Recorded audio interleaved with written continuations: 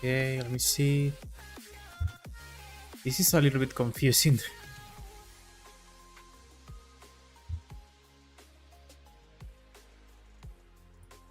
Okay, there we go.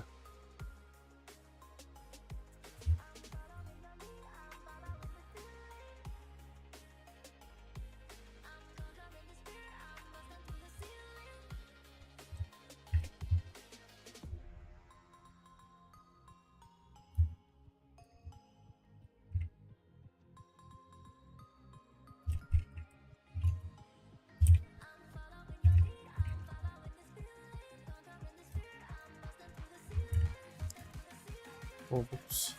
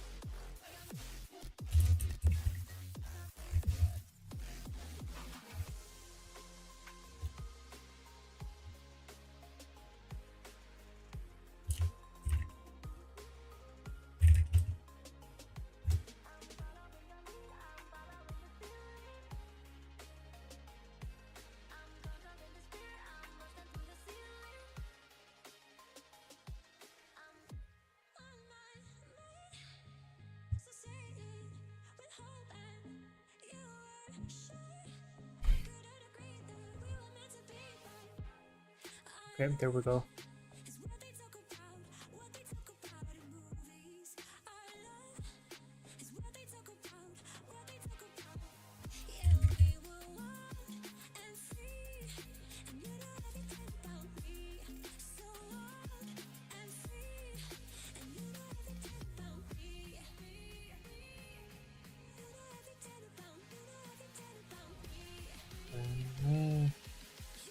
Okay, perfect.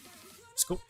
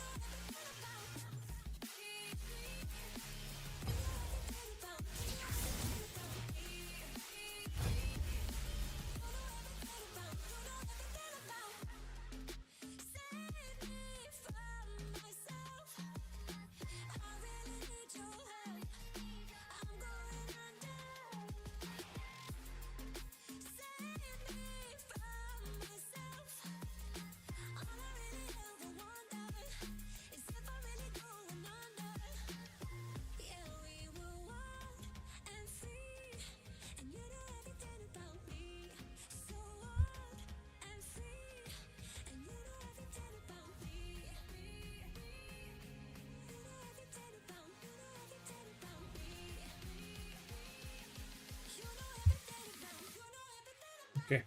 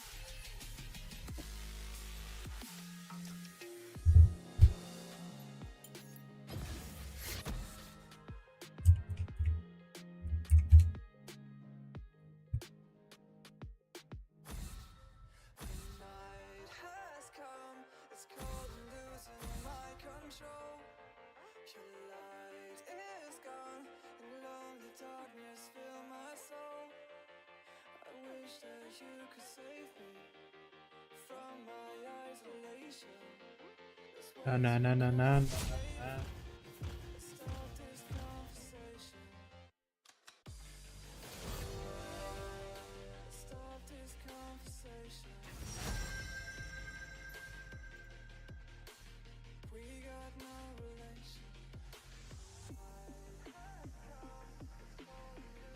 I don't know what to play here. Play Kaisa. Are you the hunter or the prey?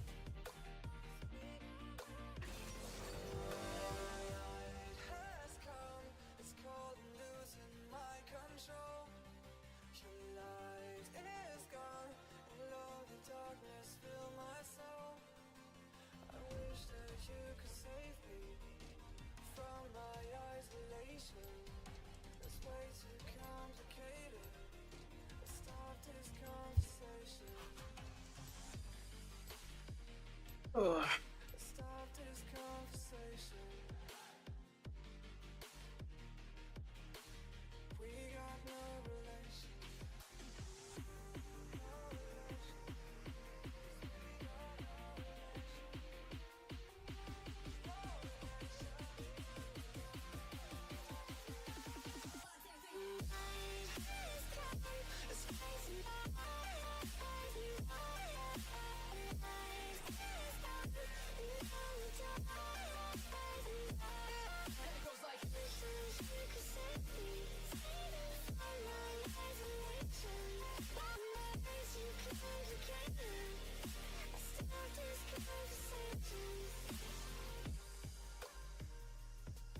Ugh.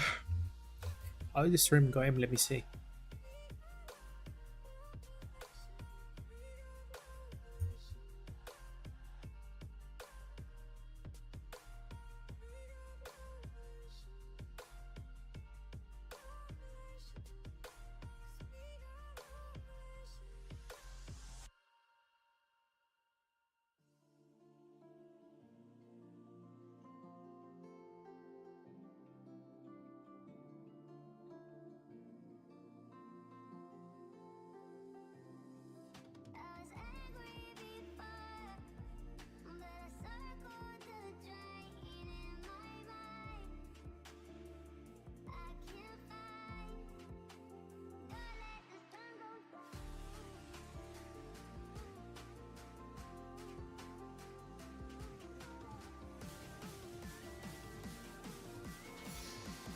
Here we go.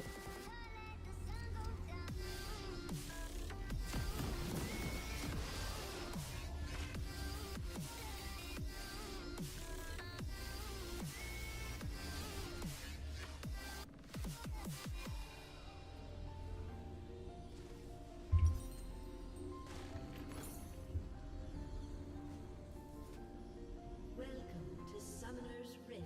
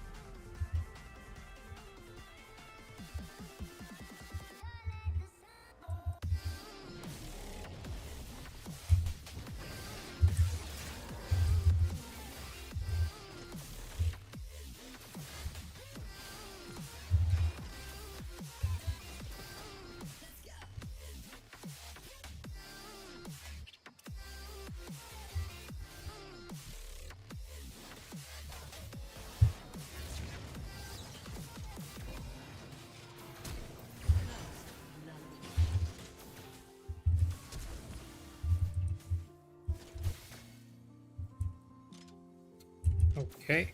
That just happened, I guess. Very cool.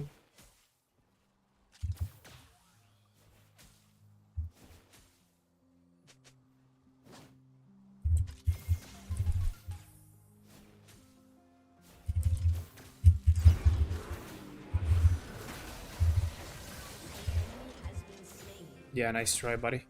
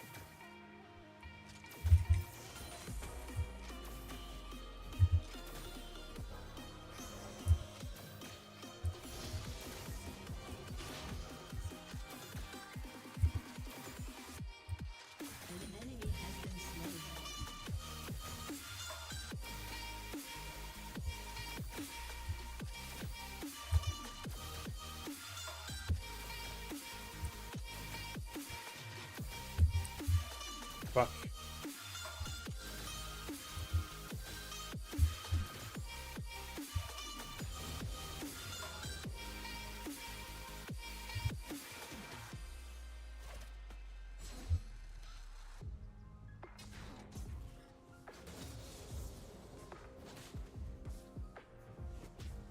Wait, what happened to the Varus? Hello? Oh, he went mid. Are they missing one player?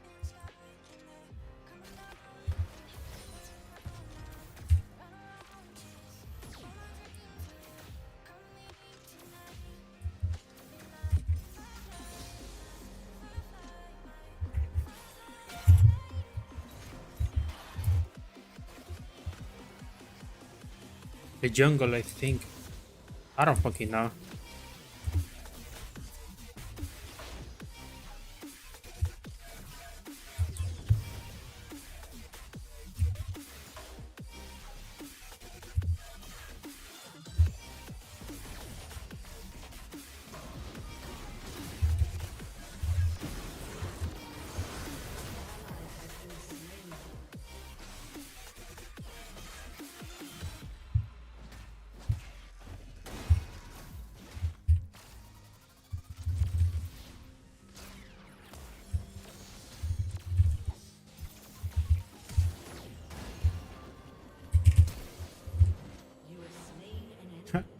Lol.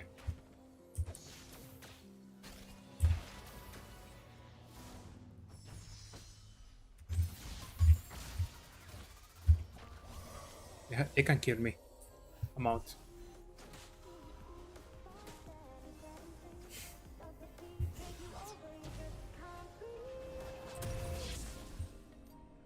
Do you feel your bones start to shake? Do you feel the earthquake? Do you feel your bones start to shake? Do you feel the earthquake? Do you feel your bones start to shake? Do you feel the earthquake? Do you feel your bones start to shake? Do you feel the earthquake? This Soraka is really bad. Like really, really, really bad.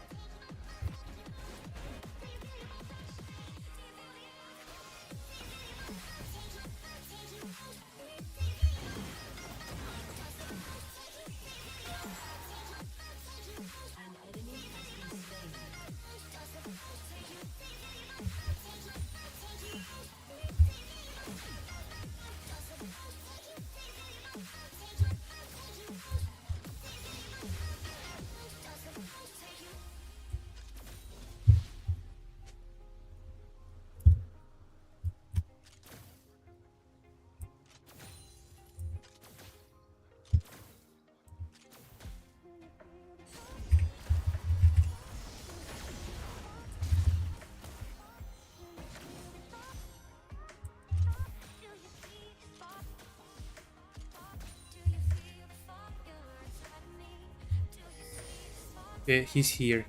100%. Yep, there we go. He's right there.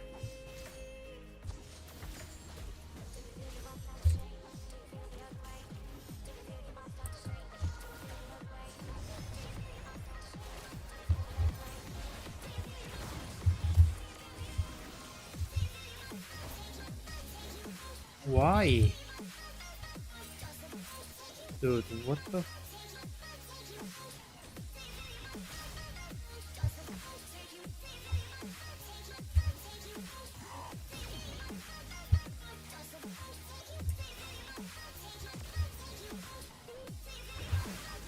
No.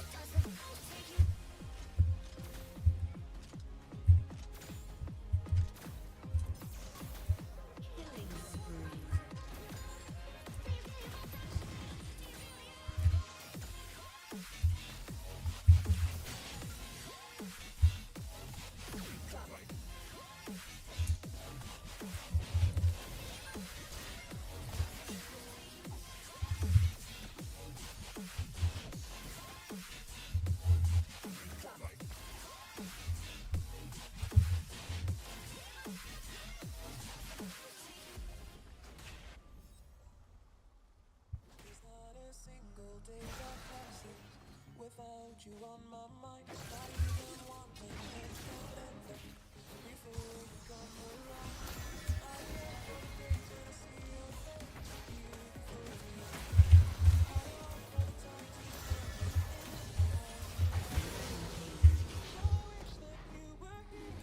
The dragon, the dragon, the dragon, the dragon.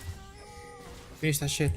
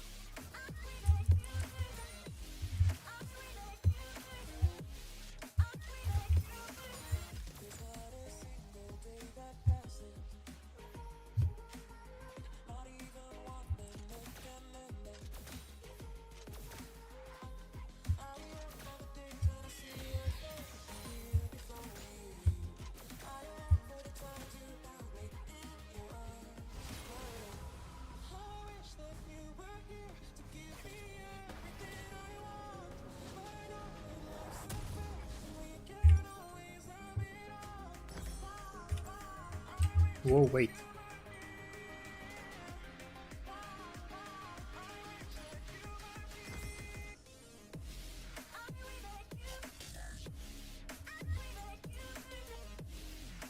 Hmm.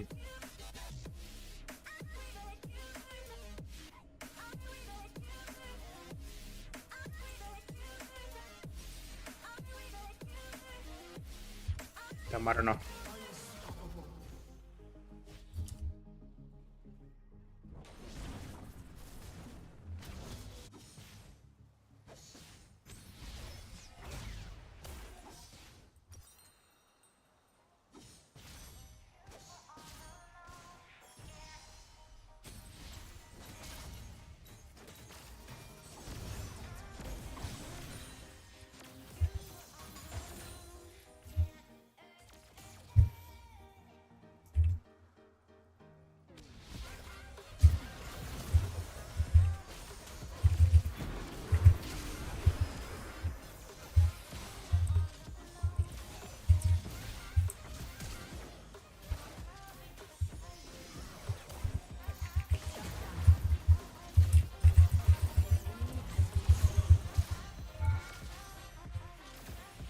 When you gonna die?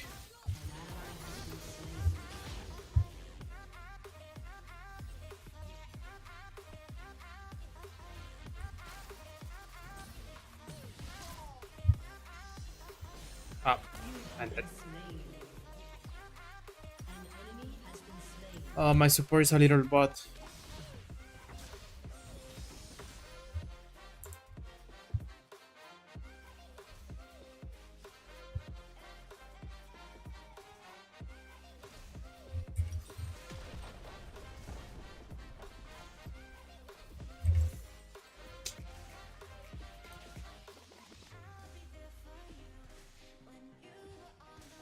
An ally has been slain.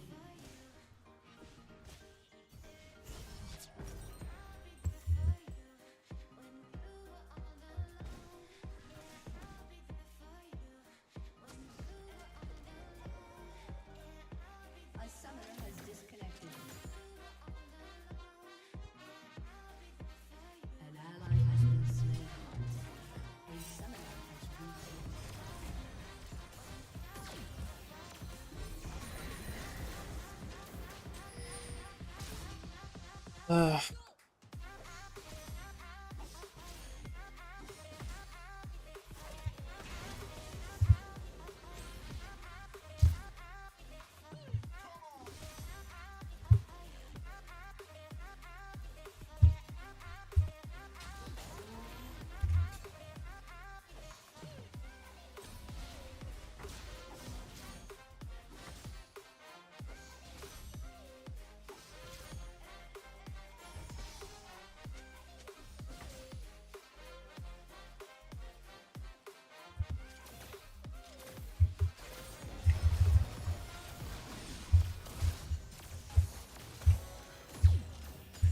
Turret plating will soon fall.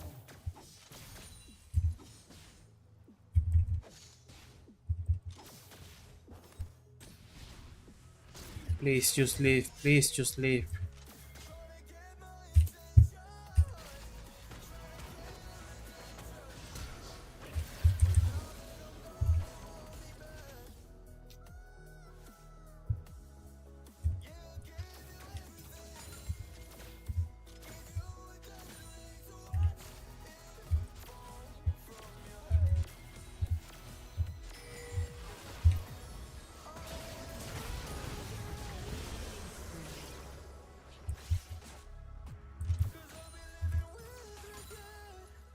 God damn, brother. An enemy has been slain. An enemy has been slain.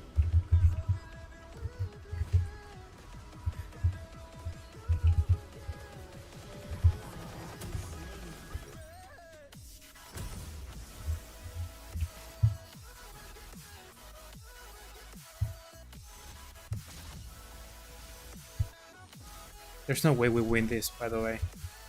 That Lux is insanely.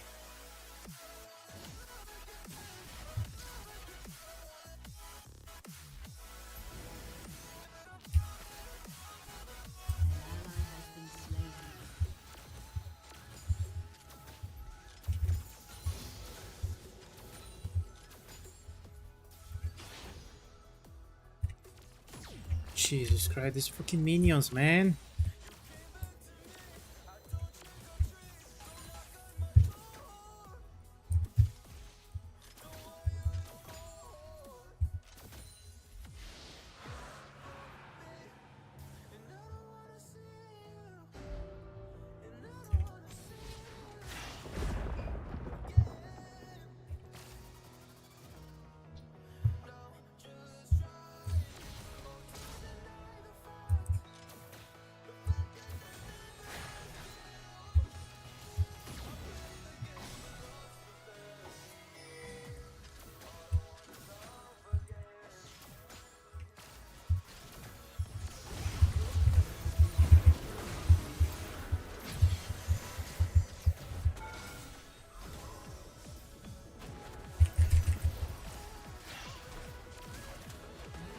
You have to be kidding me, he jumped for the other one.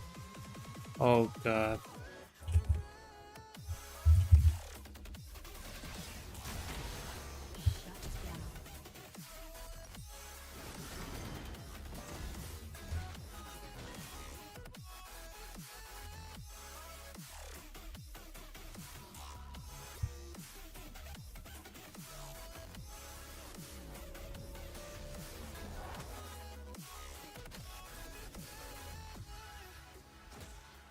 Your turret has been destroyed.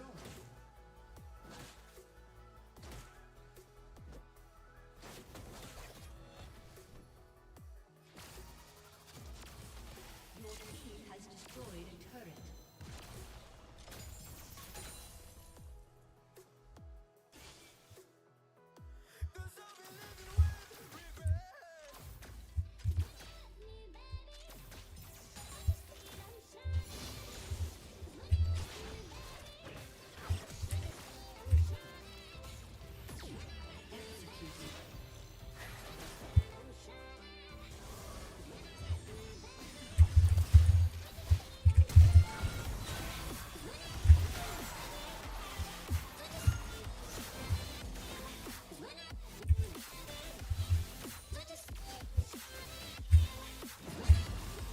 She hit me too, fuck.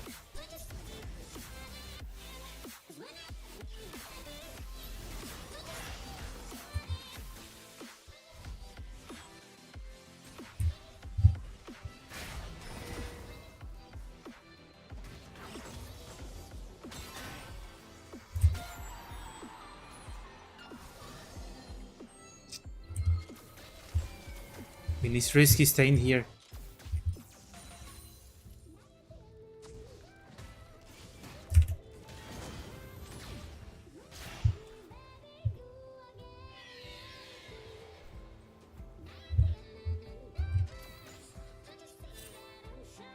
Enemy killing spree.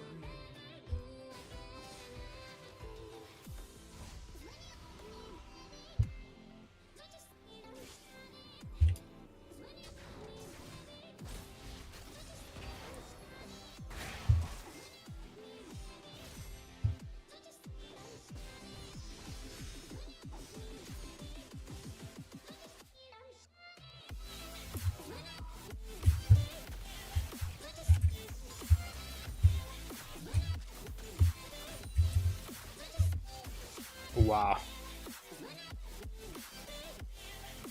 Enemy rampage.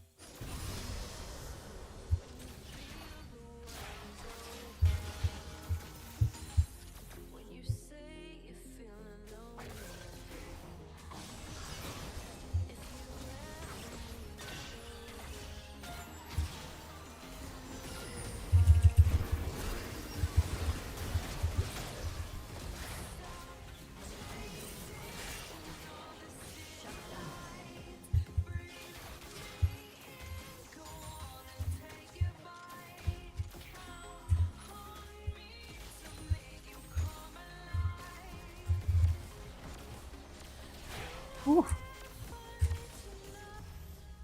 Oh my god, I thought I had it. Fuck.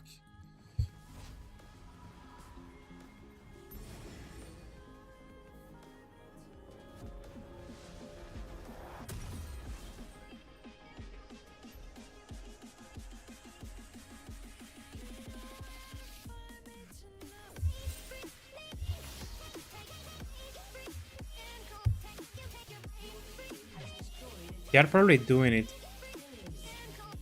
Oh shit, be careful.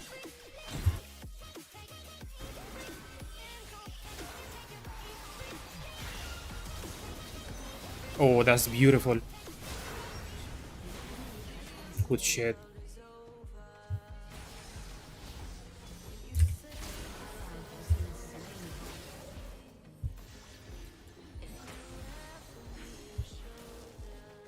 Oh no. Oh no.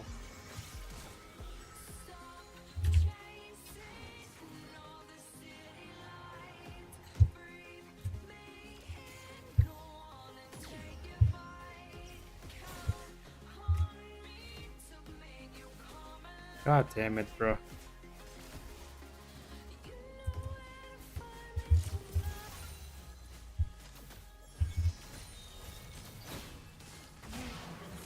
Okay.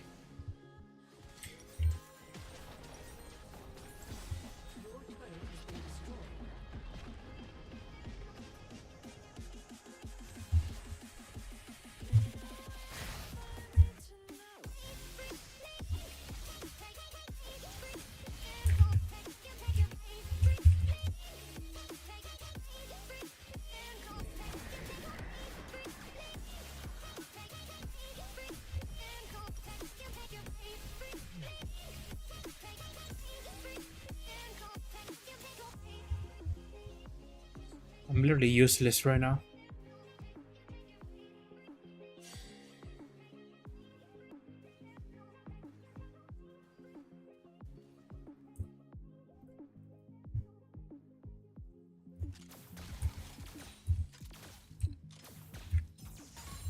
Your team has destroyed a turret.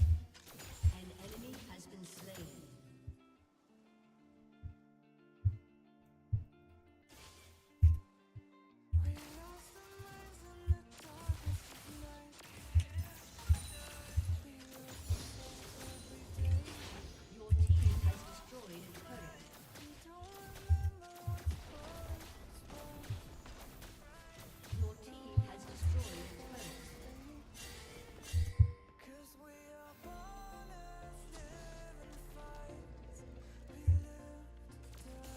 We can fight him, we can fight him.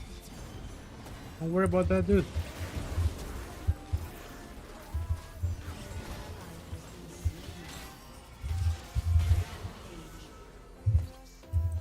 No. And she had ult, she didn't use it. So I don't know.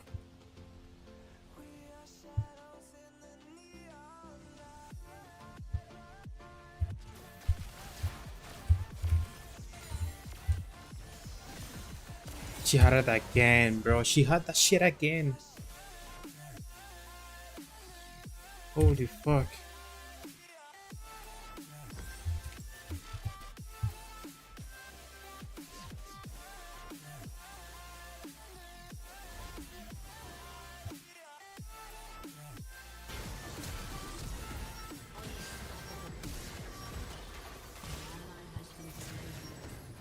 Double kill.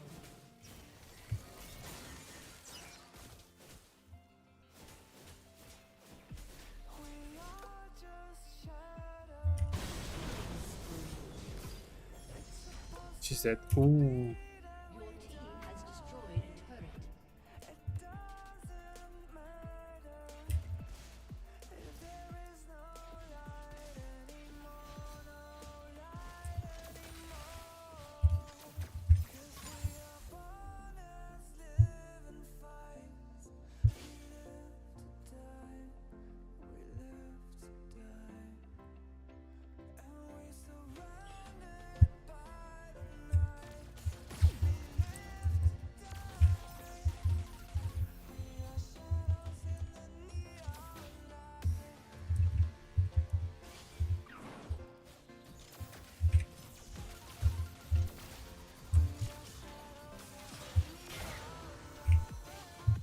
Okay.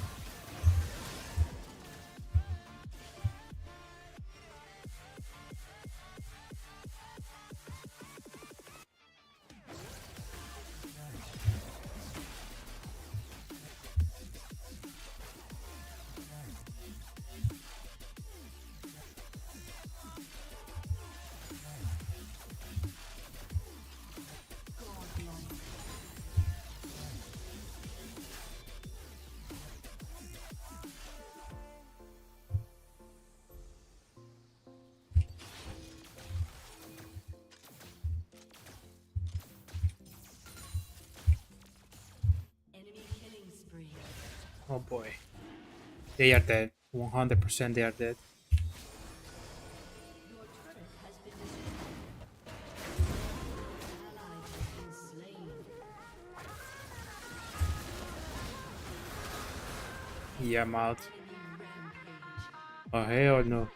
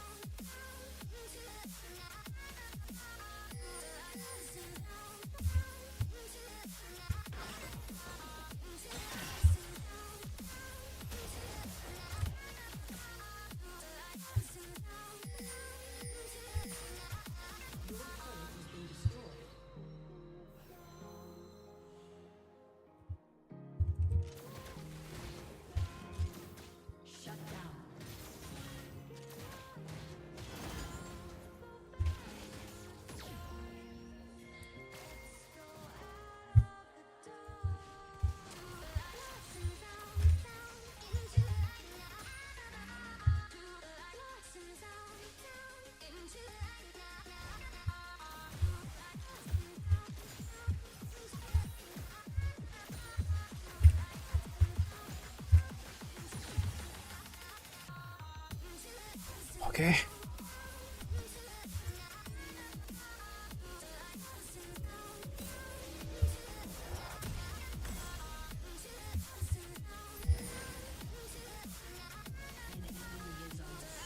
Oh, they can do it now.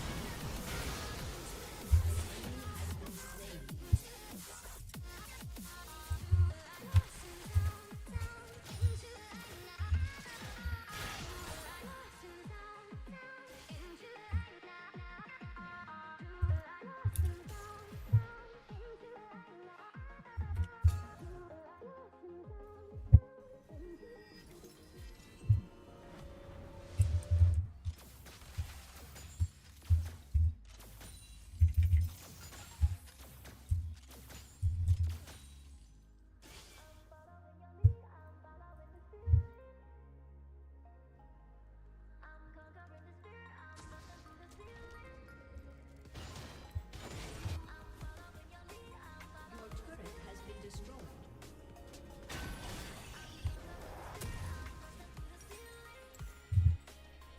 I mean, we're probably gonna fight.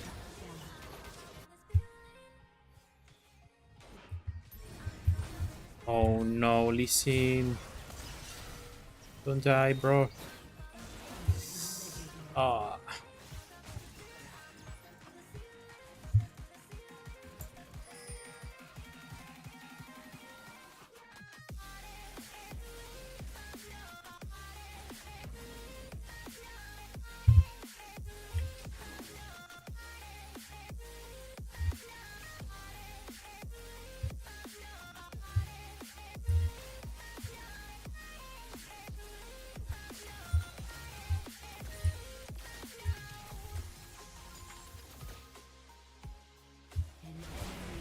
She had ult. Damn it.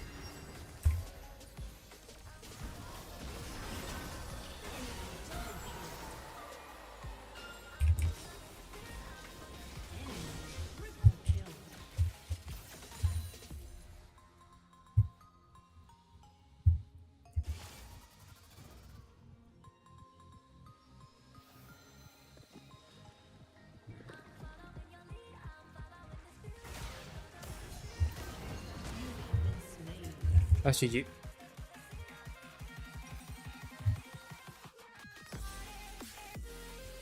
inhibitor has been destroyed.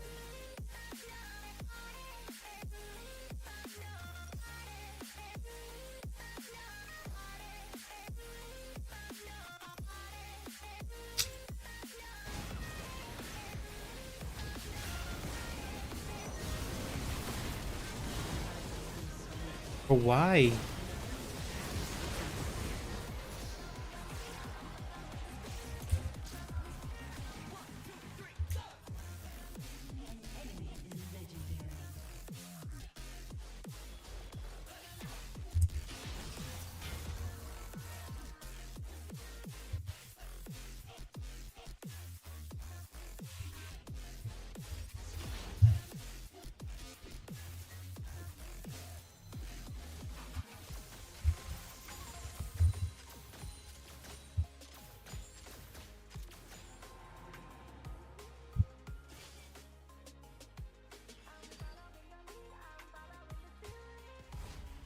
This dude's probably coming for this.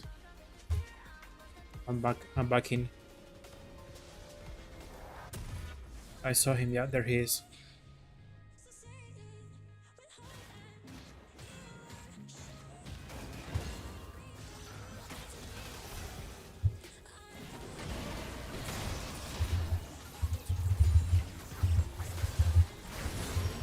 I can get a single kill. She's getting everything.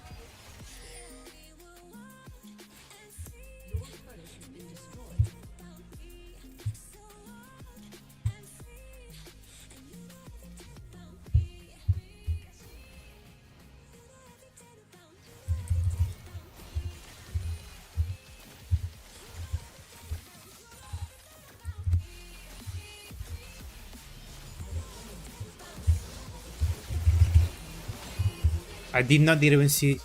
I didn't see his fucking ult. He just fucking appeared. God damn, bro. Oh, that dude is level 18 now.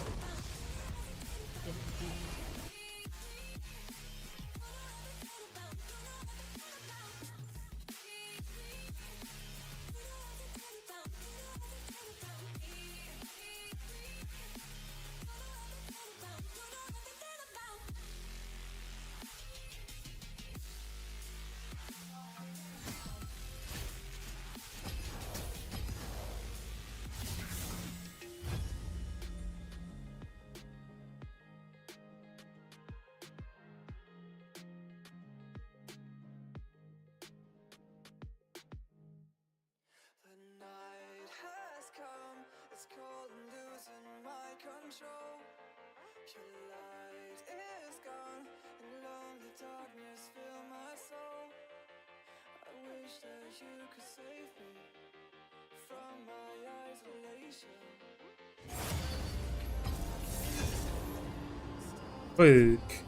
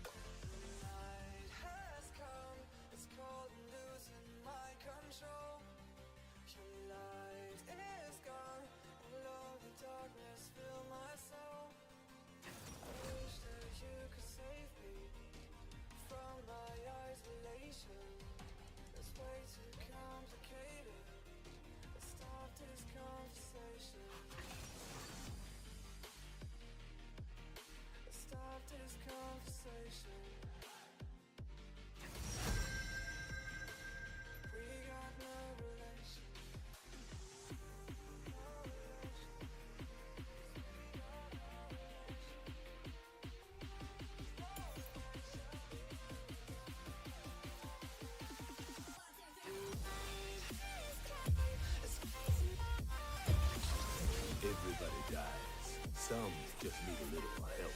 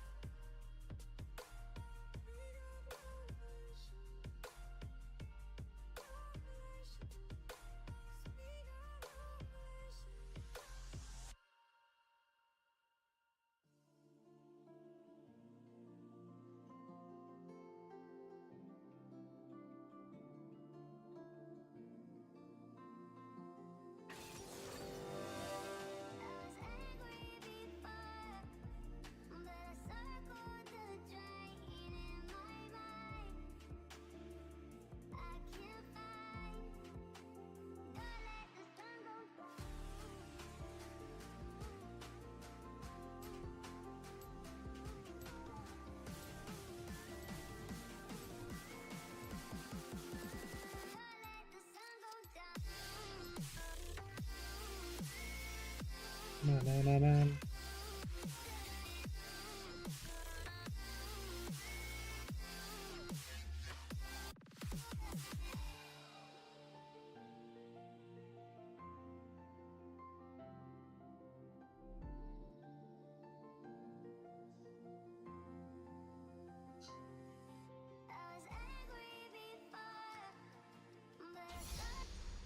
Whoa.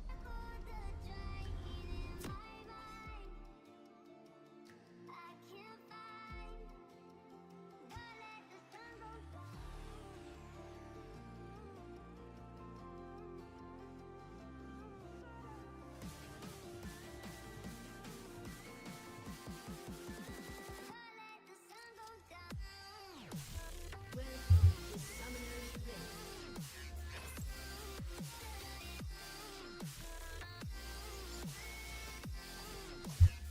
30 seconds until minions spawn.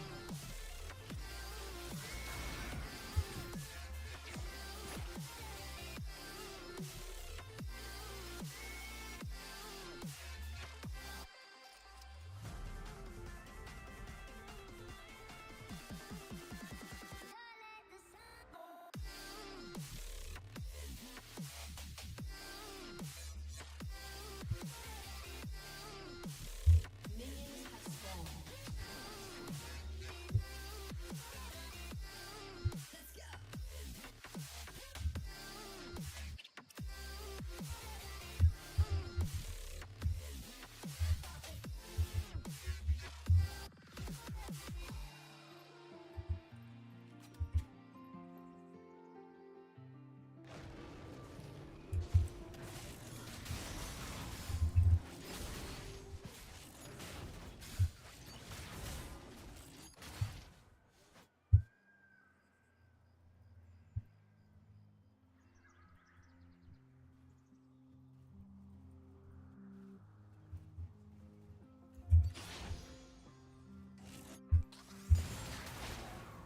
Lucky.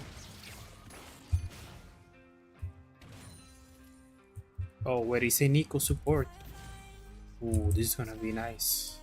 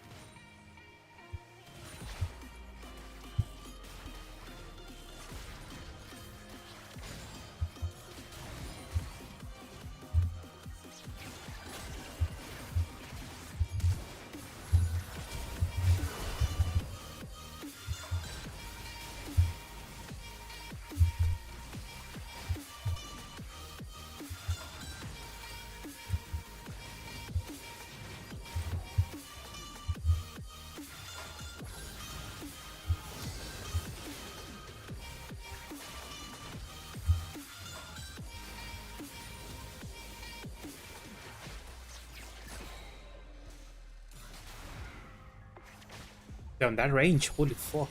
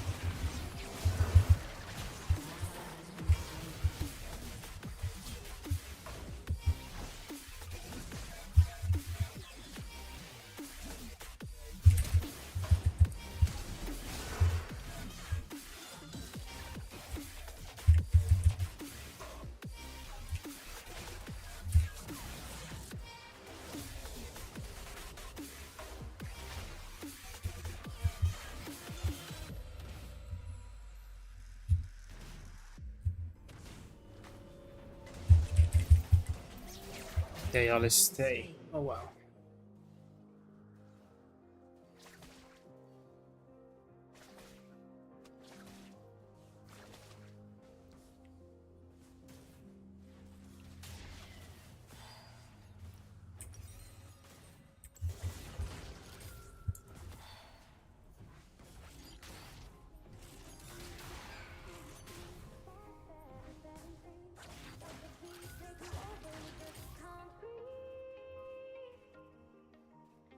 Do you feel your bones start to shake? Do you feel the earthquake? Do you feel your bones start to shake? Do you feel the earthquake? Do you feel your bones start to shake? Do you feel the earthquake? Do you feel your bones start to shake? Do you feel the earthquake?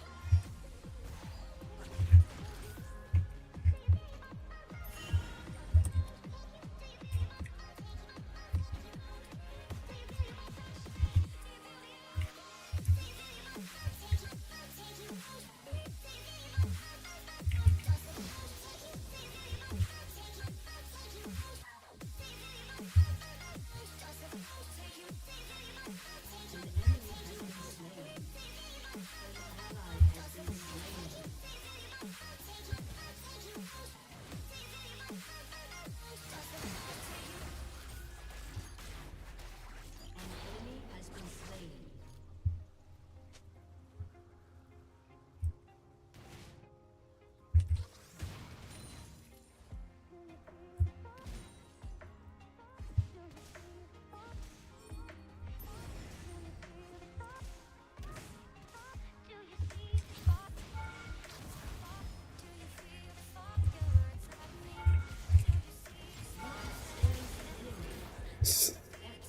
Whoops. I'm trolling, dude.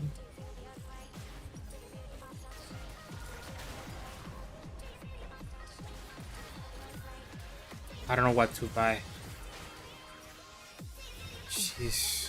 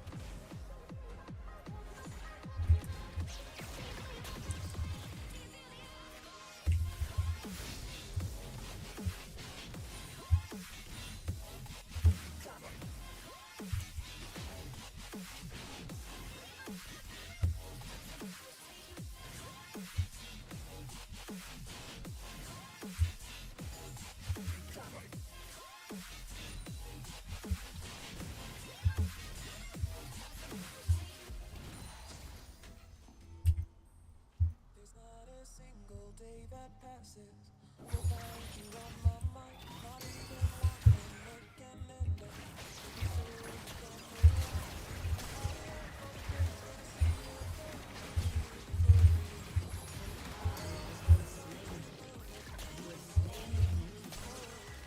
How I wish that you were here to give me everything I want. But don't let life unfair. We can always have it all. I wish that you were here.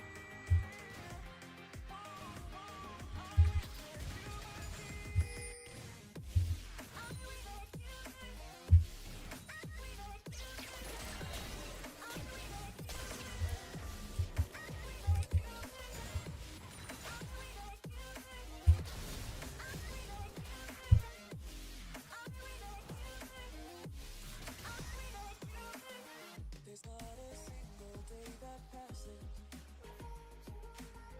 Not even one minute can end up. Dude. Holy fuck, he's so pressing.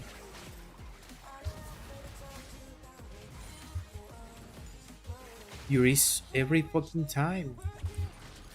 Chill for a second. Save it. Now you don't have it.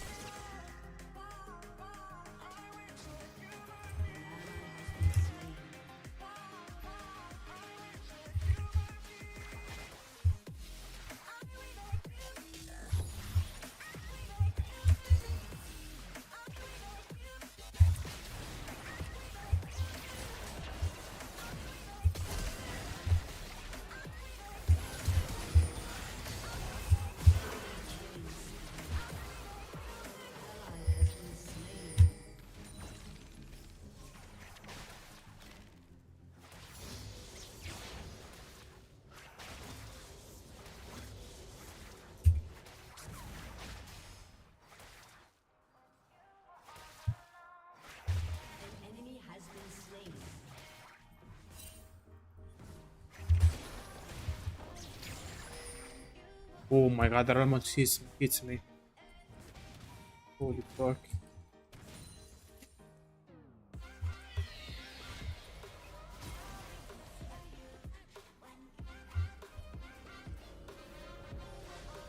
Oh.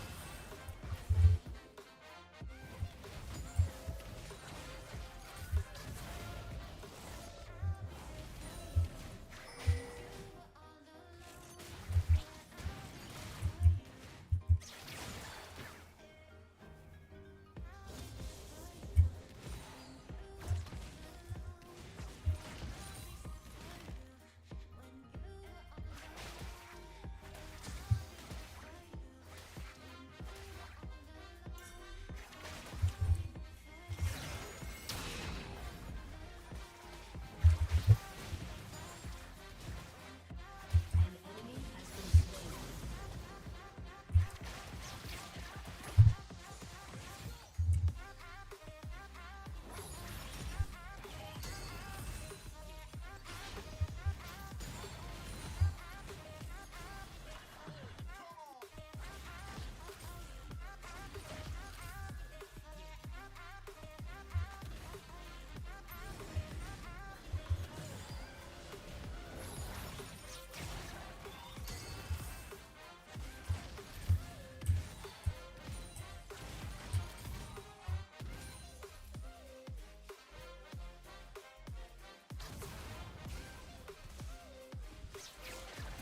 Whoops, I'm dead.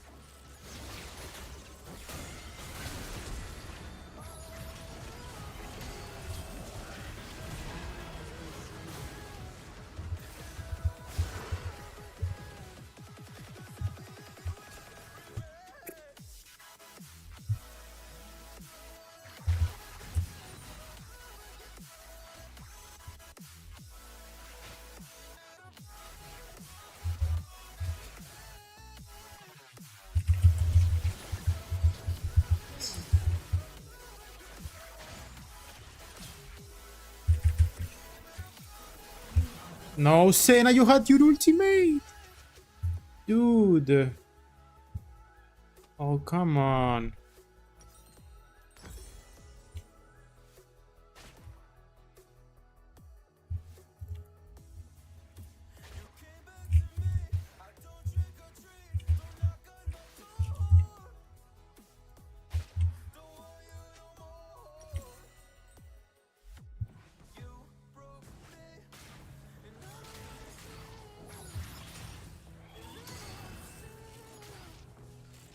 I could have escaped. Rampage.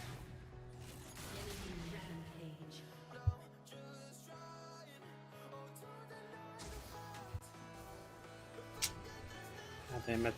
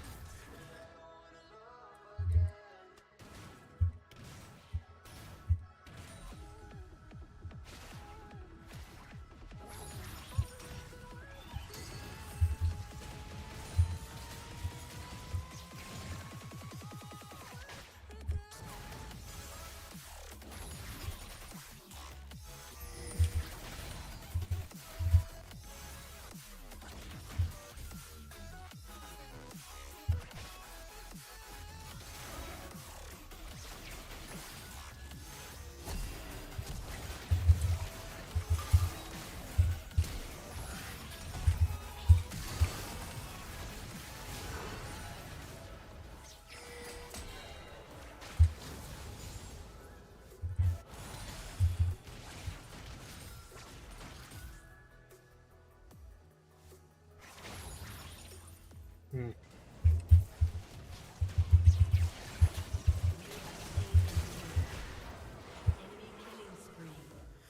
Oh, at least I got my kill.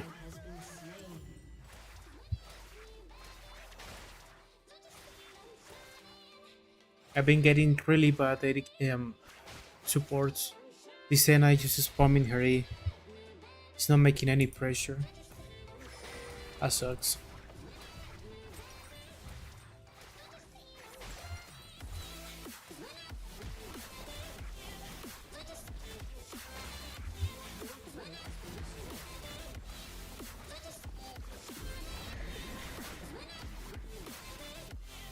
Wait, right. These are not the boots that Lucian normally buys. Oh, I trolled by doing that.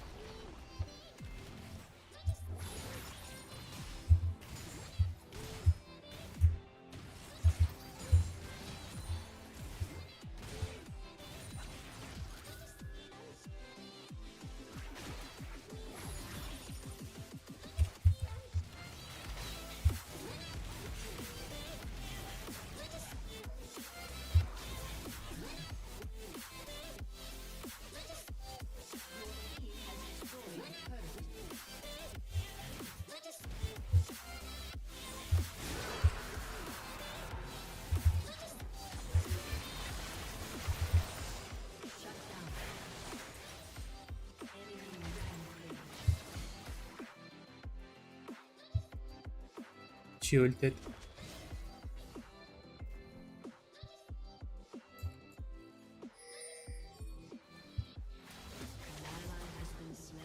Pretty sure the Ari was here. The Ari. Oh no.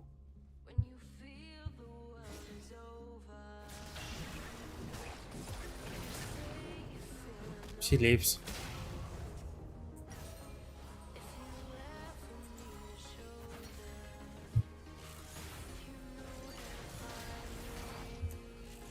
Okay, Senna is starting to farm. Why? I don't know.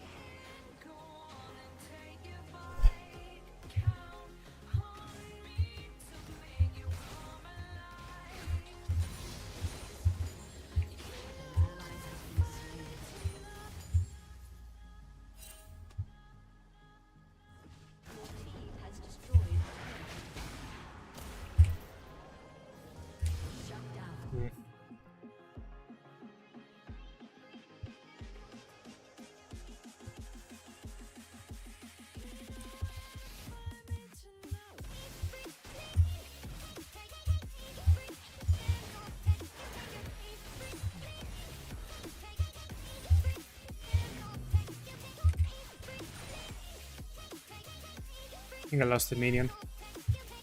I'm out.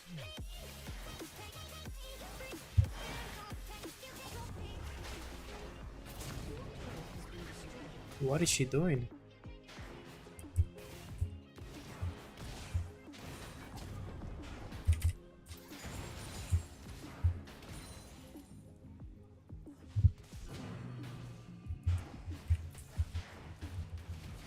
Your team has destroyed a turret. Okay.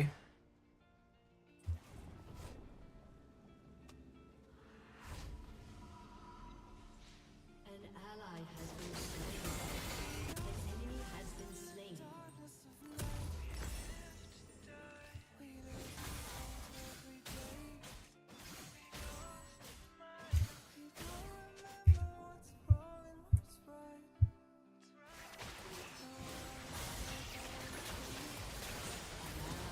Damn.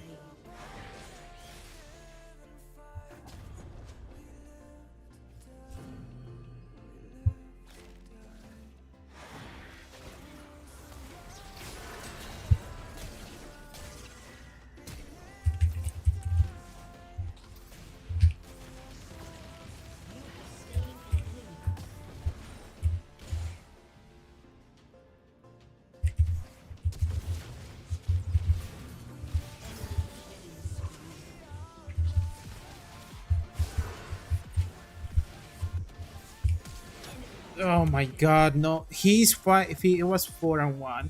Dude, everyone is fed.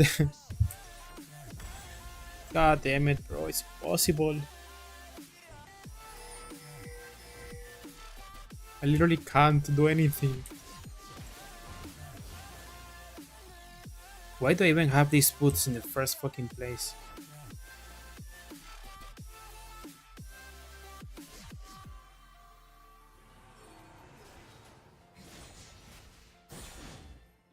Damn.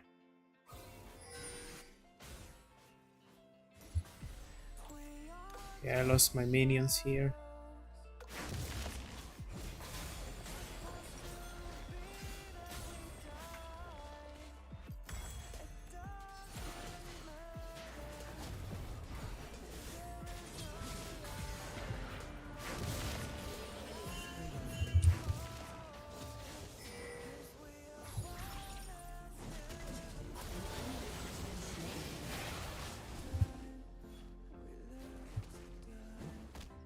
Your turret has been destroyed.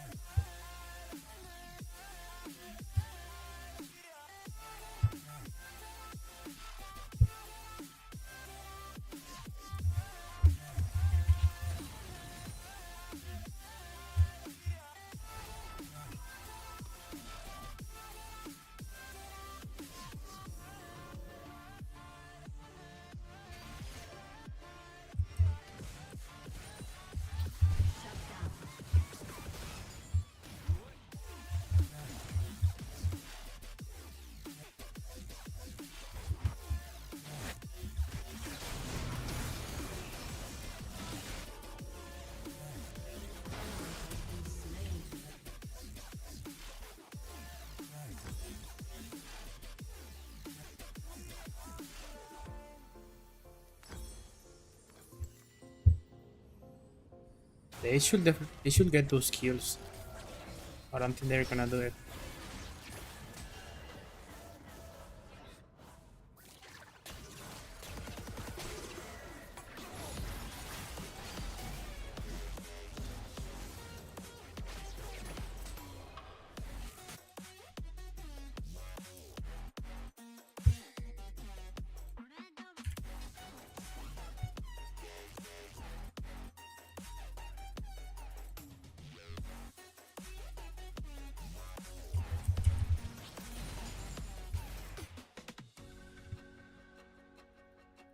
Okay, I'm not pushing now. I don't know where they are. Okay.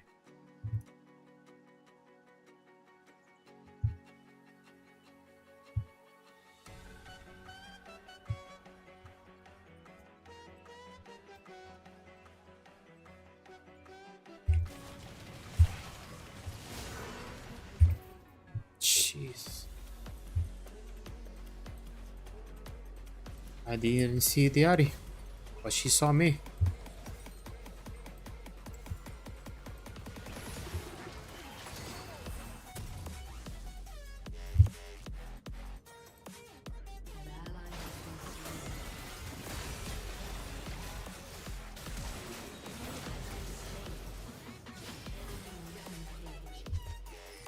We should go for that Ari. Come on. Go, go, go, go. She dies here 100%. There we go. Good shit. We don't have a tank. That's gonna suck. Oh wow.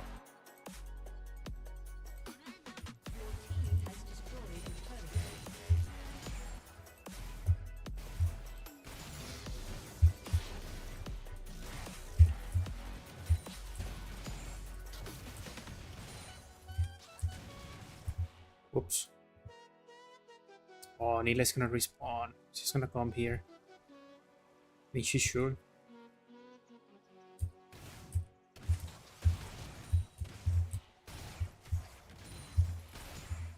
enemy has been slain.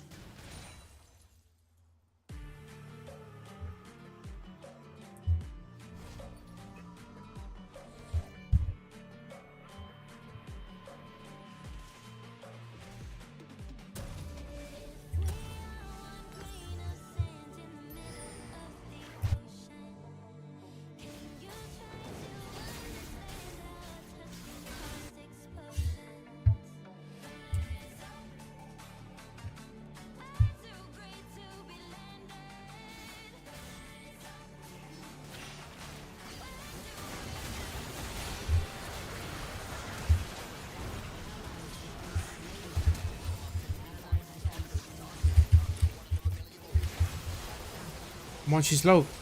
You can kill all of three. Literally, you can kill all three. Go, go, go. You can get it, you can get it, you can get it. No. Oh, she does. There we go. We got the dragon. We did. Perfect. That's all we needed.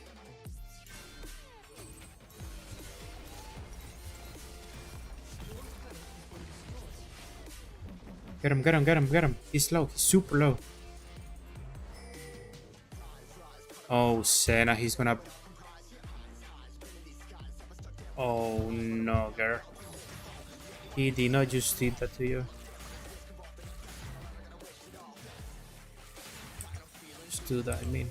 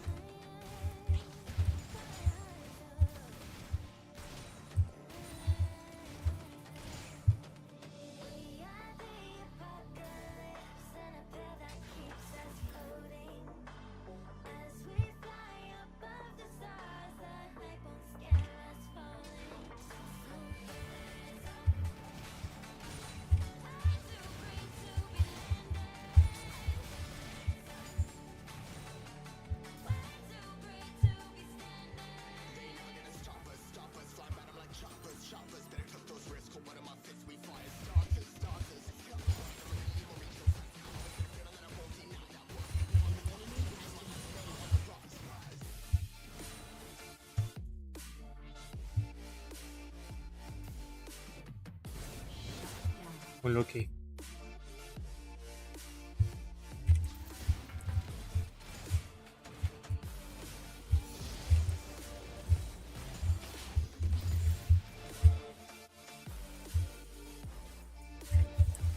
Your team is coming, I know that. Yep. Oh, wow.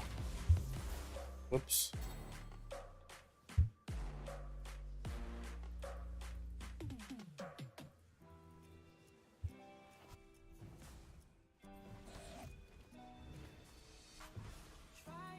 No, but that dies too. Lucky.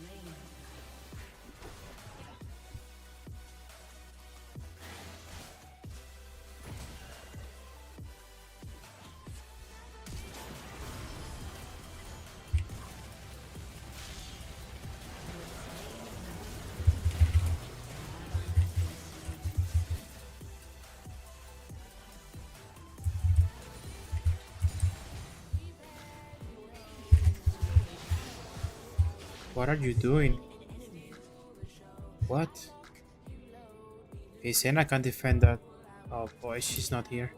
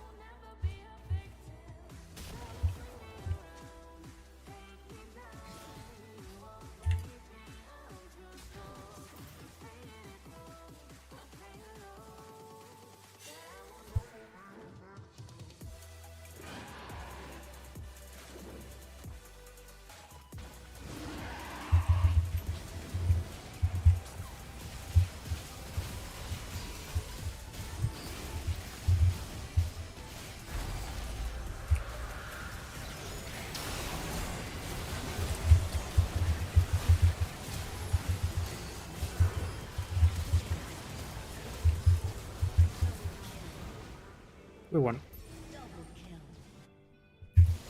No, what? La Diari, no. Okay.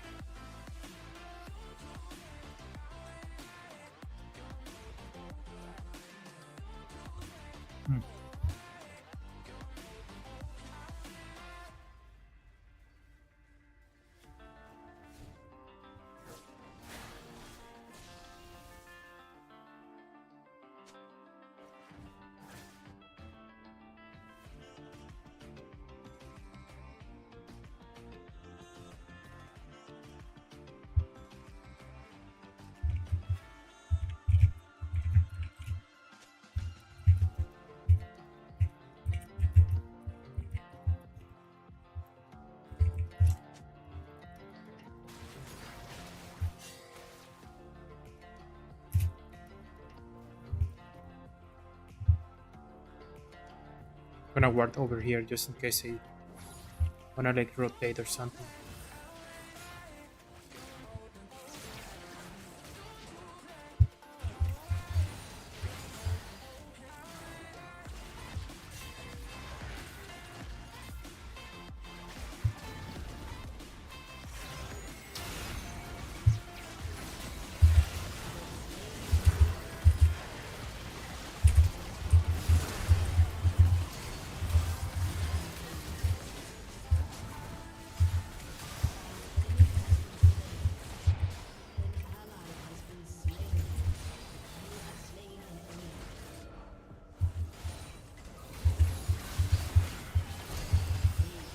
GG. We won.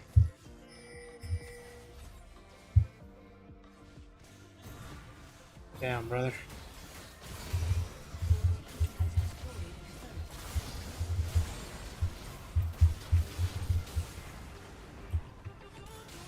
Your team has destroyed an inhibitor.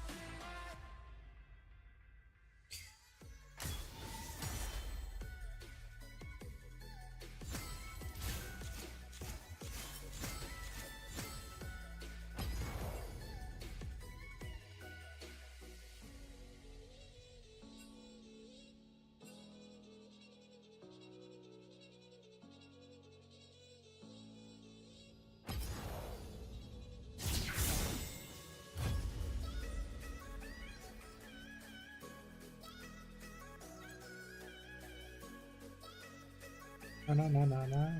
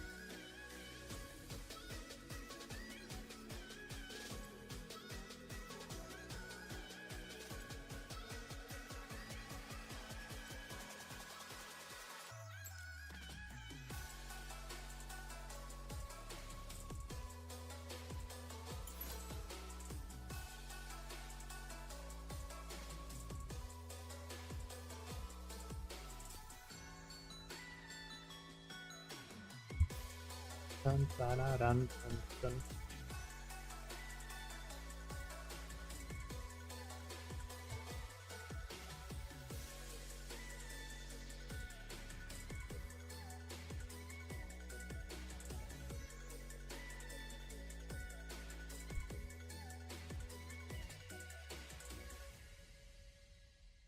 Say I make you nervous, a tragedy, I'm a beautiful disaster, a reckoning, you wonder how I got this way. You think I'm someone to be saved, someone to clean up and tame. Oh, some things never change, never change. Oh. You think I would look pretty on your arm once you cover up my bruise.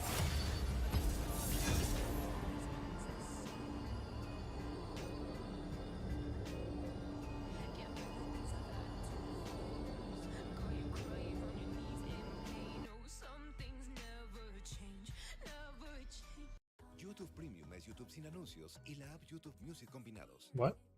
Prueba un mes gratis. Okay, what the fuck?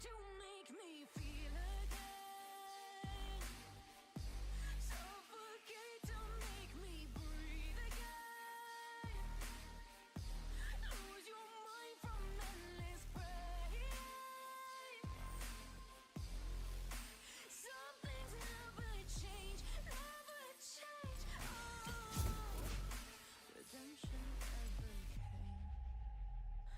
stopped asking for forgiveness. Cause you should know only fools trip in the instance. Here to go.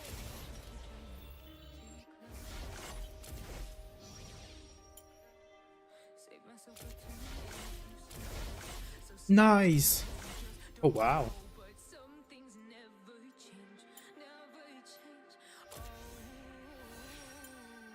they say I should forget it and change my ways, leaving crumpled bodies Jesus. in my wake. Swear I didn't mean to make them break. Where I but they're so delicate and so mundane, and they keep coming like a moth to a flame. Oh, some things never change, never change. You break your back to make me feel again. Suffocate to make me breathe again. Lose your mind from endless pain. Some things never change, never change. Redemption.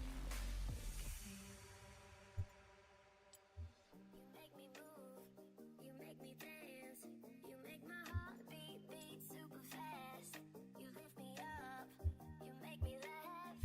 Baby, you're the best I ever had. You're Like my buy Jhin just because I have the skin. the best I ever had. You're the best I ever had. Best I ever had. You're the best I ever had. You make my heart beat super fast. Super fast. You make my heart beat super fast.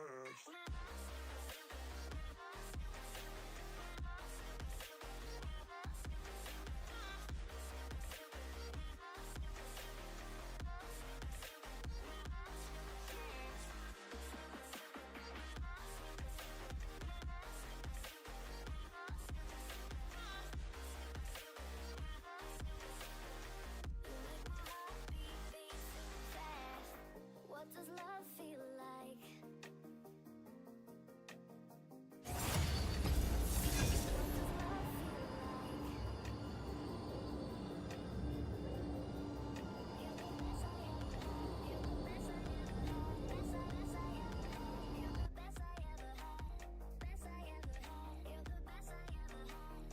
You make my heart beat super fast.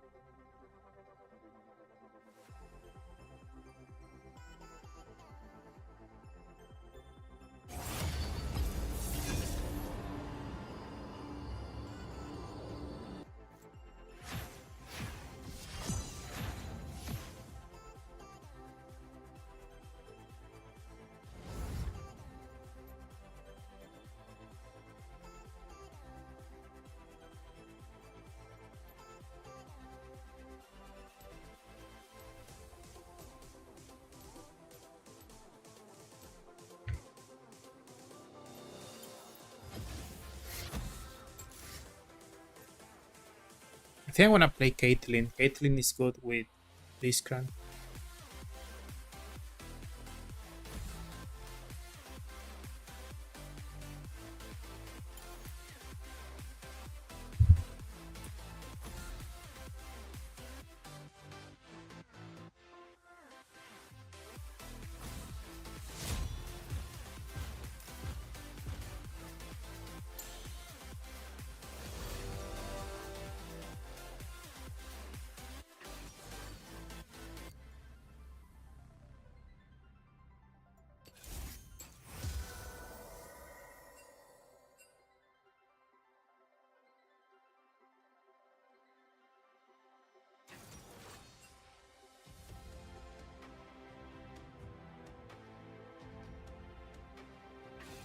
Oh fuck, another Lux.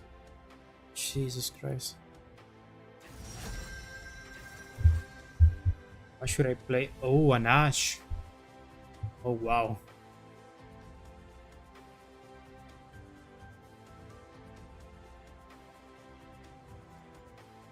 I think I should play Tristana. Once a Vandal Oh, Gunner, my bad. always a Vandal Gunner.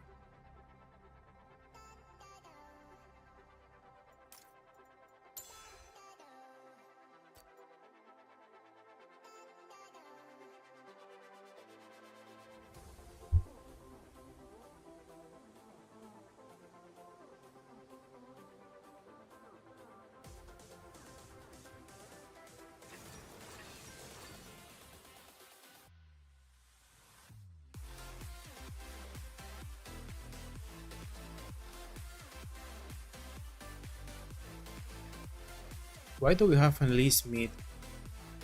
What the fuck?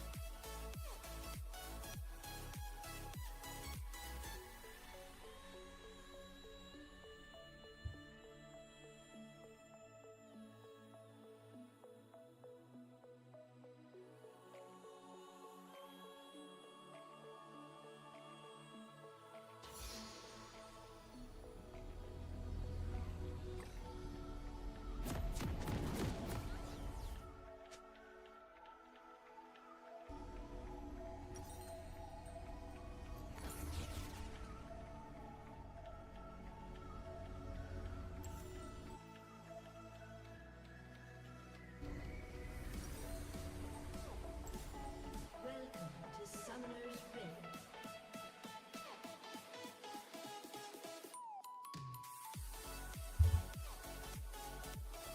Seconds until minions spawn.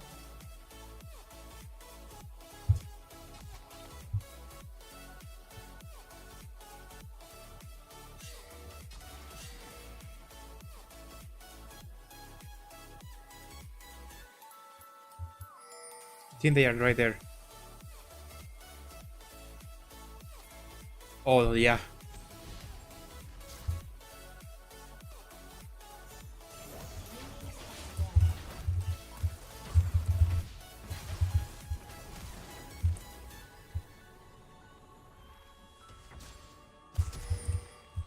Oh no, dude. Please kill her. Oh god. Good job.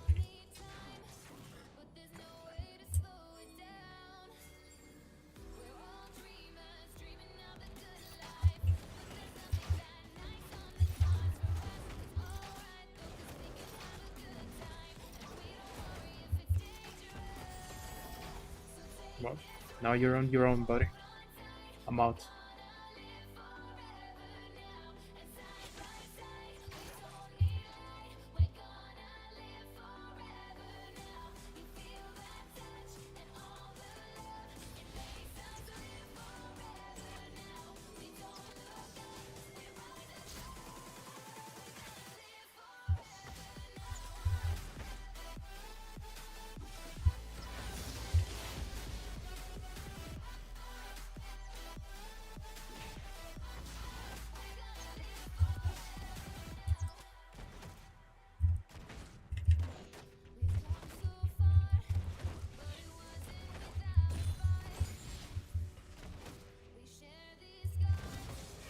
Oh my god, dude, what the fuck? Come on.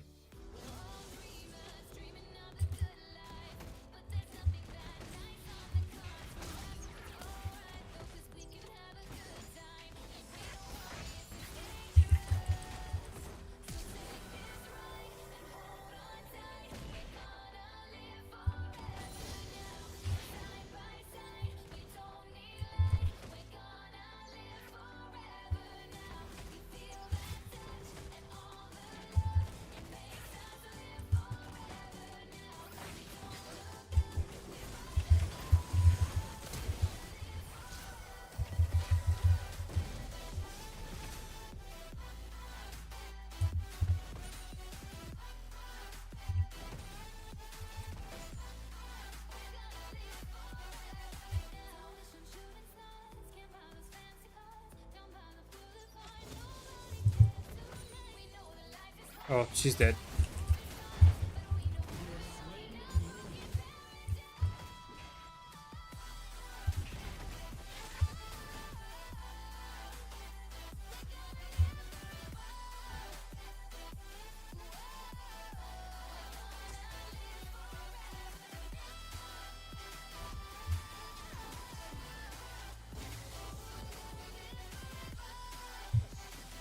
You might be able to kill them once more.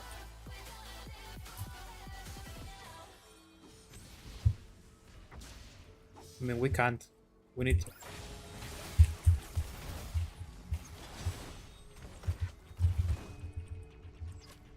Shoot. You wanna die?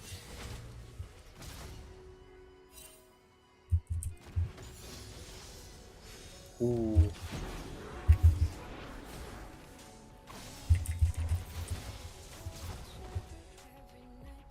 She doesn't die. Nah.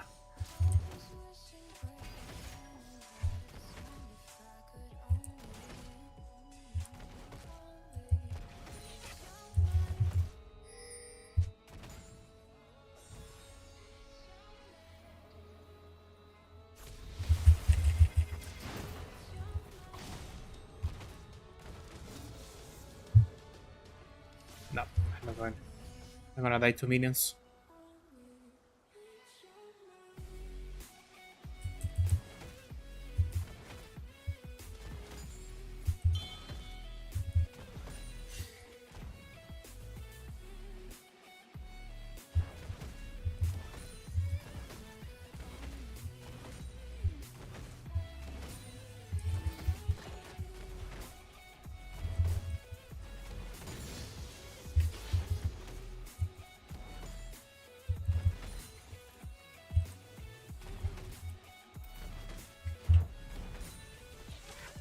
I'm out. 1500, that's a lot.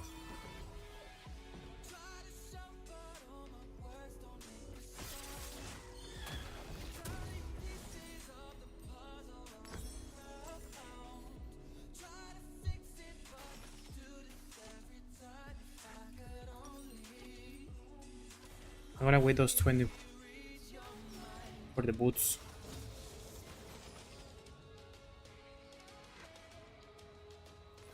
Killing spree.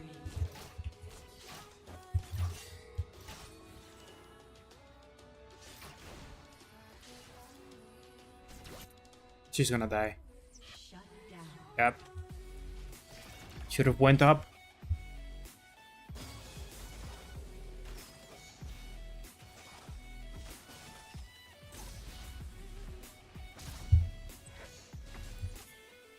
Oh, get her, get her.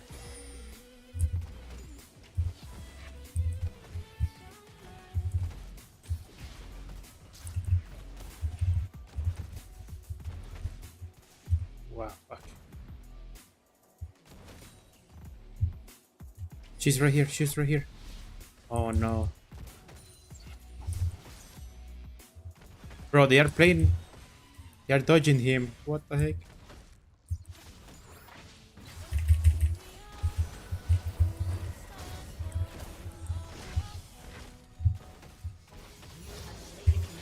Good job. Come in, come in, come in, come in.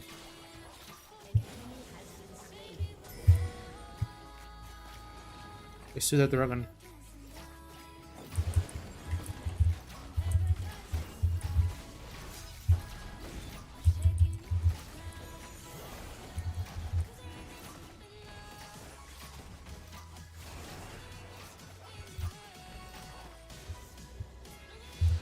Oh, we know where she is.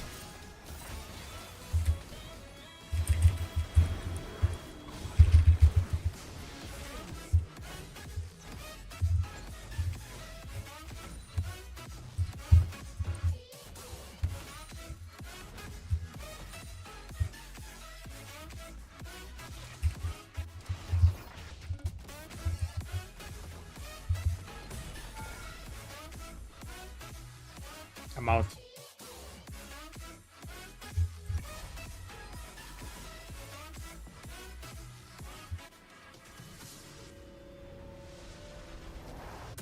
Oh.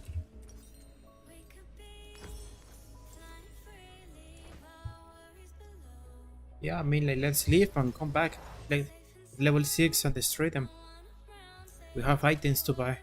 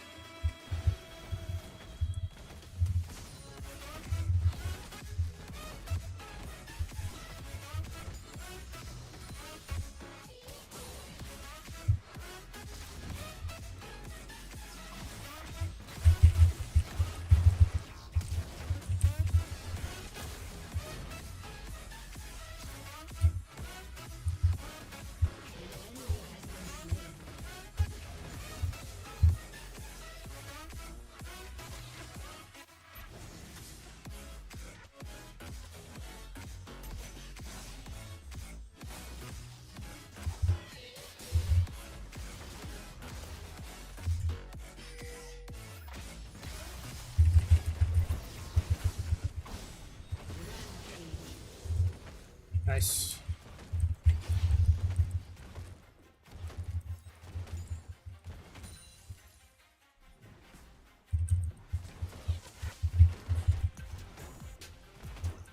Bro, what are you doing?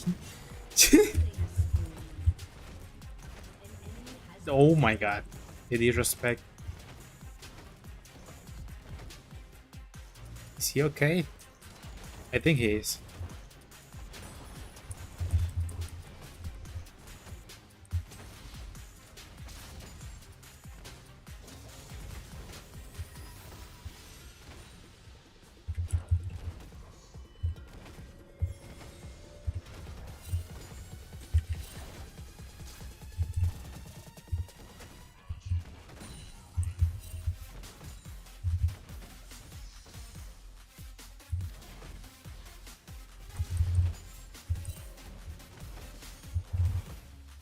Okay, I'm out too. That's full item right there. 2 full items. I'm gonna destroy them when I come back.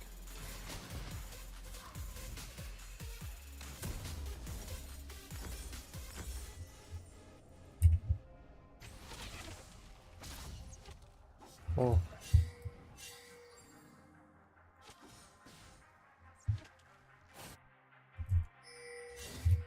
Ciao. She killed herself by doing that. She had ulti. Shut down.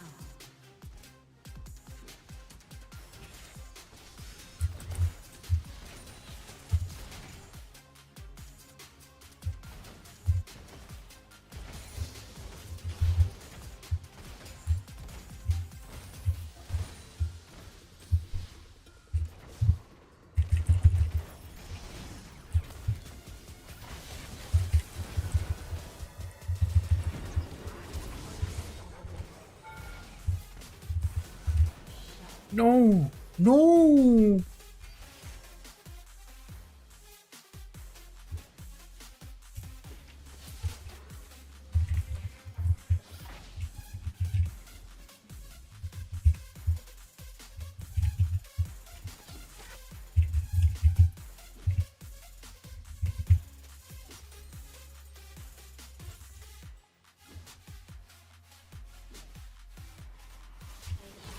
You got her. Oh!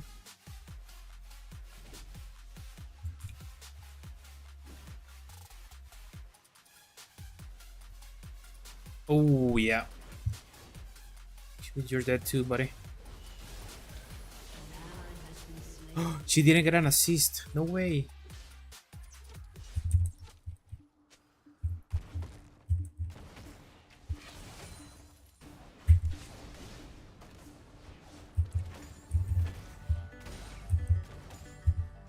Turret plating will soon fall.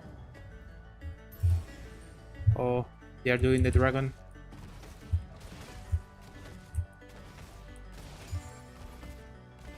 An enemy has been slain.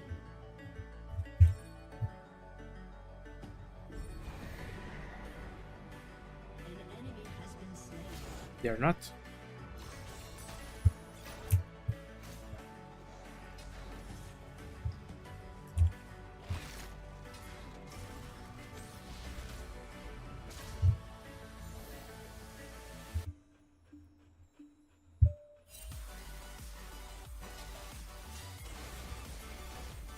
Oh no. Wait.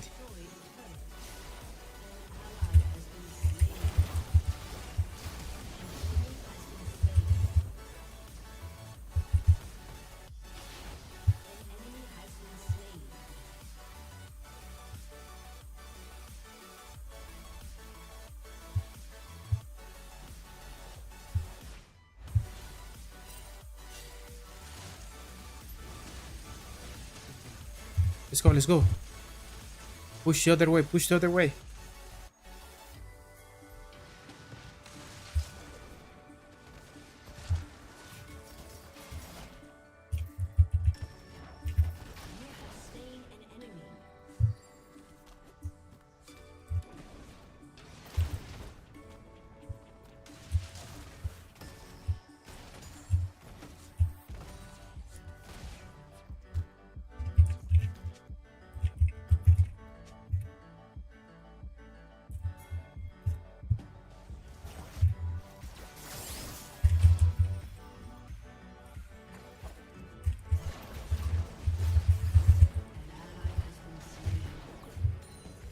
Slain an enemy. No, Timo. What happened?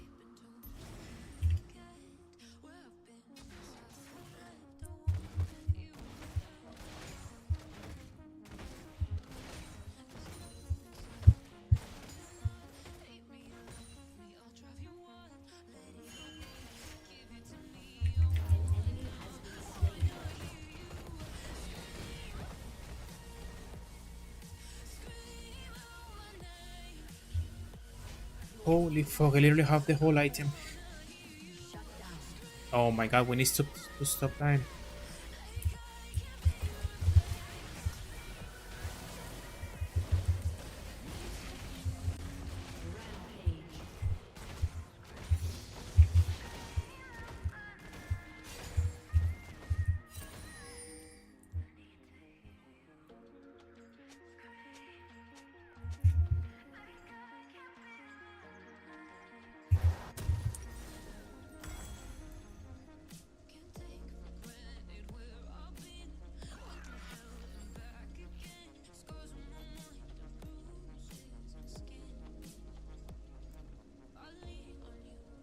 An enemy has been slain.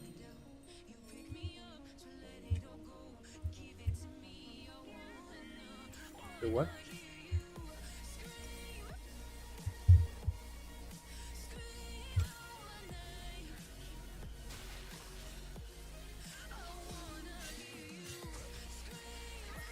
I'm coming. Oh no, she's dead.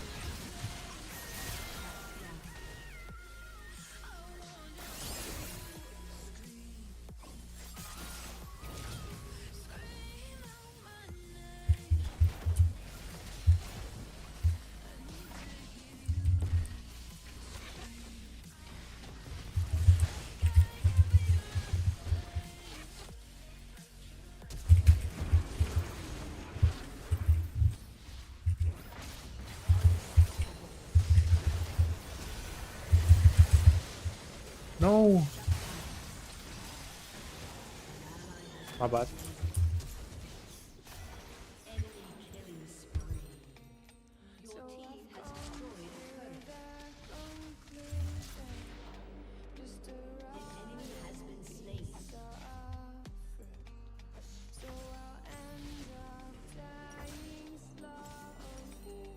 Your team has destroyed a turret.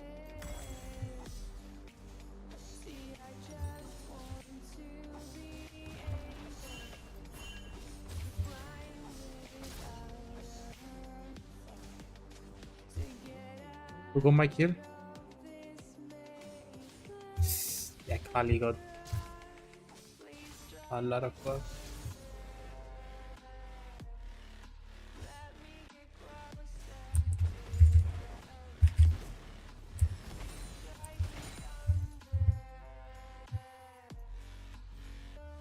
Now let's do this, let's do this. We can do it, we can do it, we can do it, we can do it. It is possible.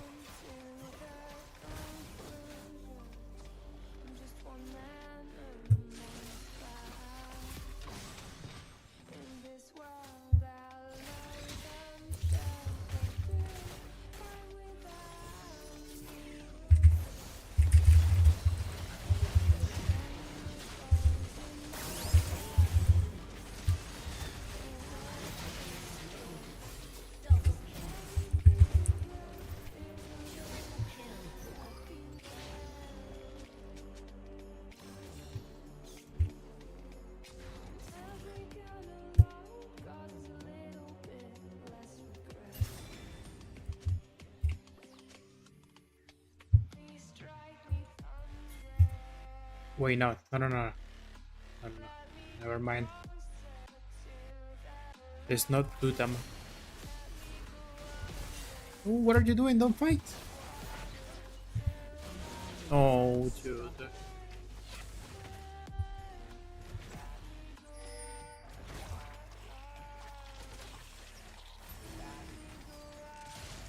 Yeah, let's.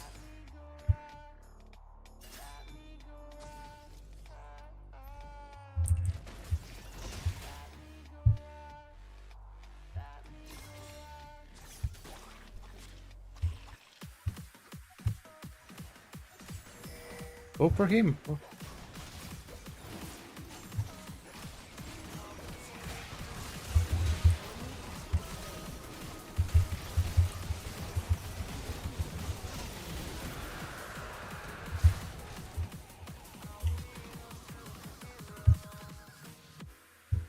I never wanna hold you back. I wanna give you every chance to make it, to make it. I'm afraid if I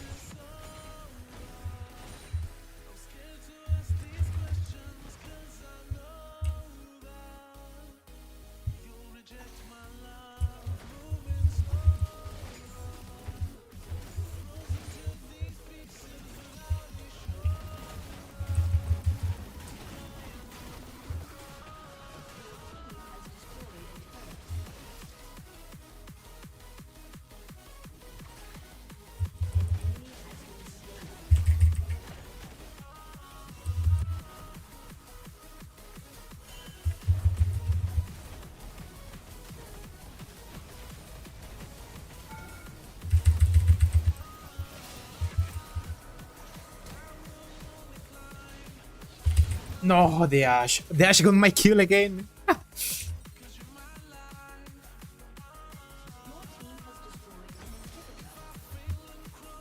Oh wow.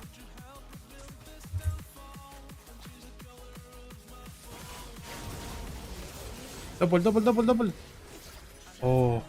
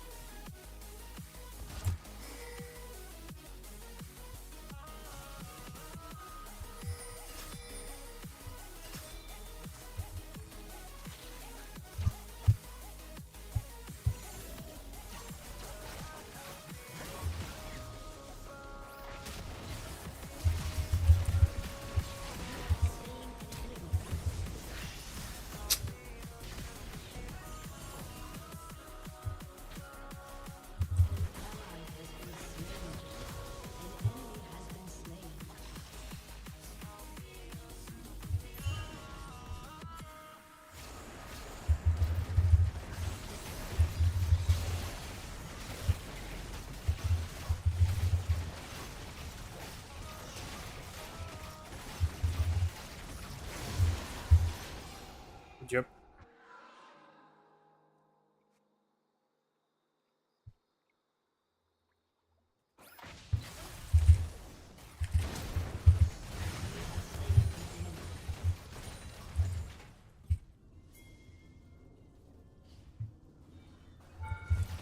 Oh, what the fuck?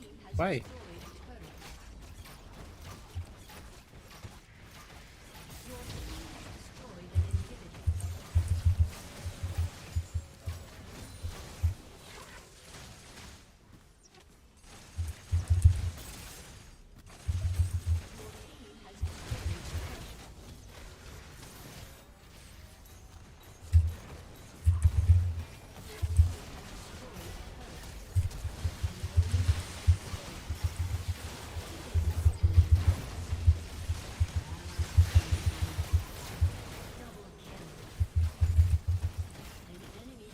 Nice, CG. We won that.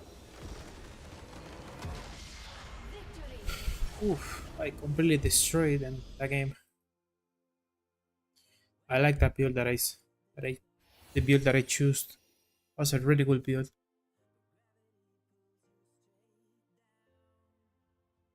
Nice, my Blitzcrank played really fucking well.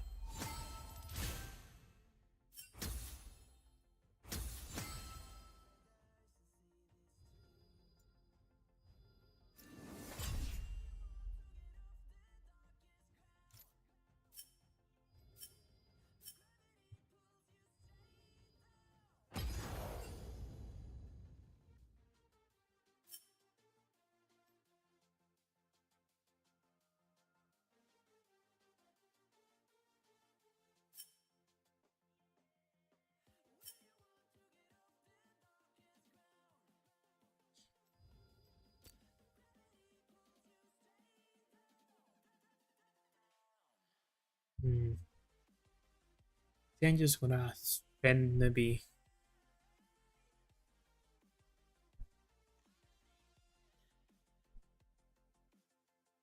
a little bit just watching videos.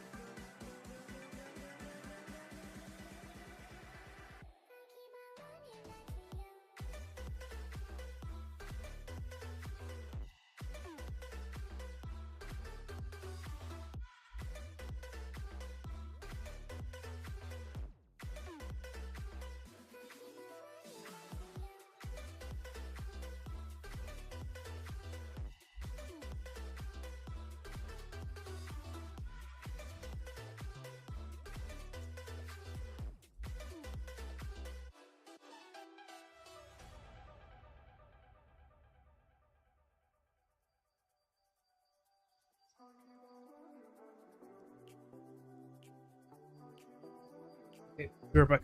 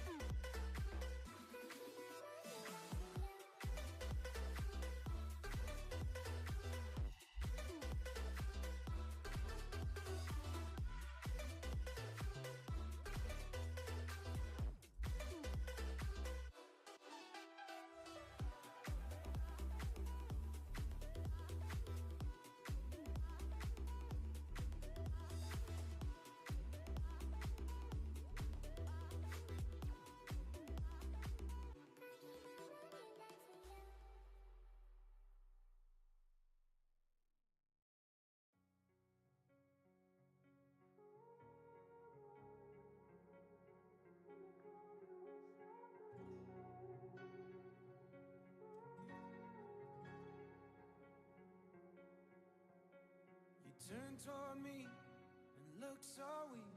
I've never seen you with such tired eyes. And everything we said we'd be, we just traded for a suit coat and a tie.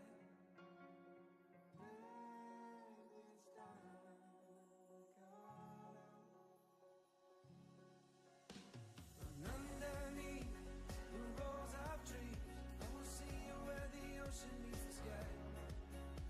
Under your toes, the fire grows. You are ready for a different kind of life. You're silent for the wind is cold.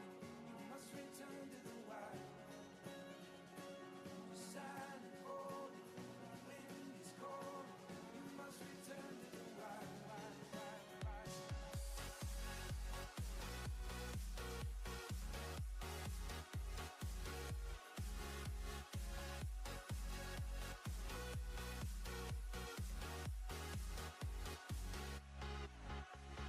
Follow me down, there's no one around. Lay back and take your socks and shoes right off. That natural light is so damn polite, can make you feel just like you were young again.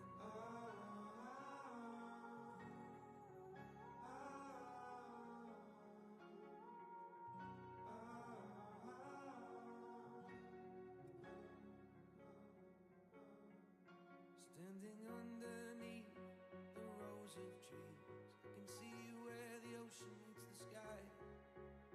Under our clothes, a fire grows. We are ready for this life of running wild. We're running wild. Underneath the rows of trees, I will see you where the ocean meets the sky. Under your toes, the fire grows. You are ready for a different kind of life. Silent for the wind is cold. You must return to the wild. Silent for the wind is cold. You must return to the wild.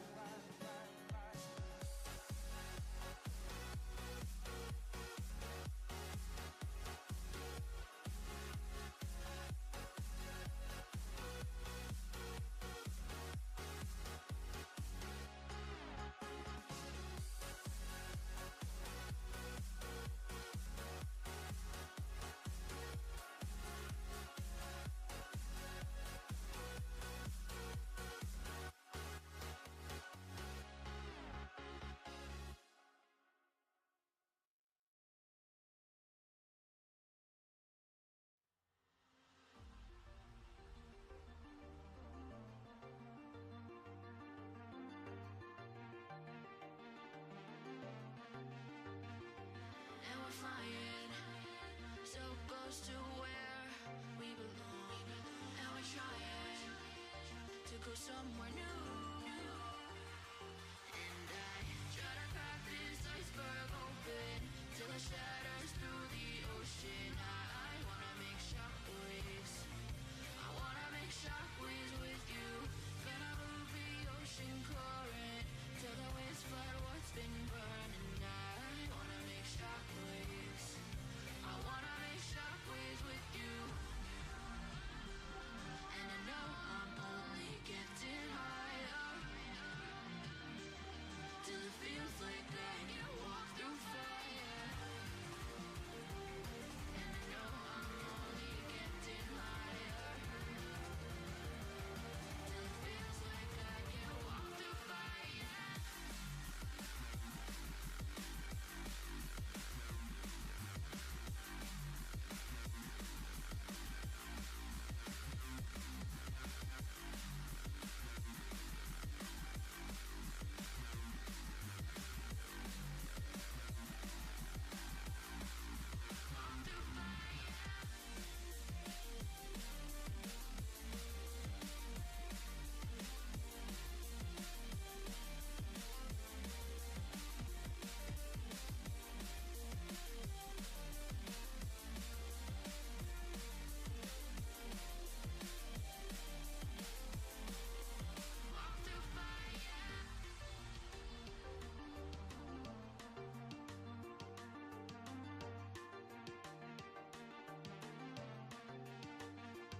Trying to step back and see the view from above, 'cause I know that nothing lasts forever. And I try to crack this iceberg open till it shatters through the ocean. I wanna make shockwaves. I wanna make shockwaves with you. Gonna move the ocean current till the winds flood what's been burning. I wanna make shockwaves. I wanna make shockwaves with you. Shockwaves with you. Shockwaves with you. Shockwaves with you. Shockwaves with you.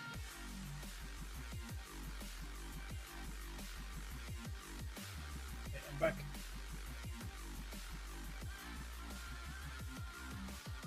Let's watch a couple videos. Just for fun. You know what I mean?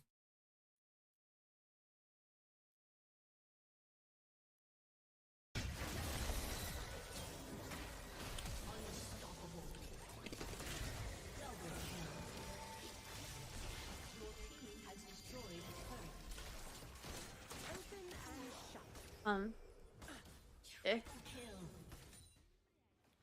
No, déjenme, déjenme, por favor. Ay, ay, ay.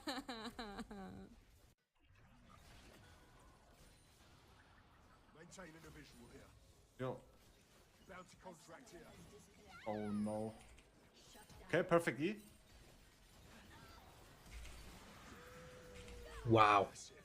Shake it. GG's.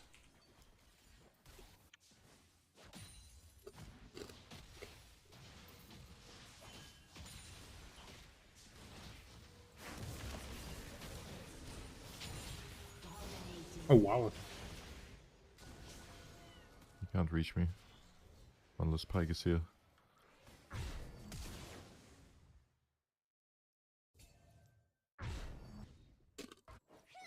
Let's see.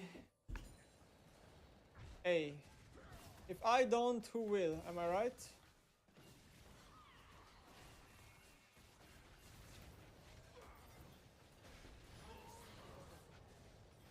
Am I right, chat?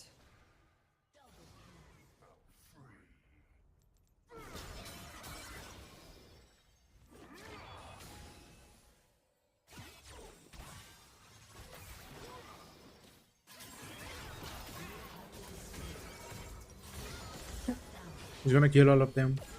No way.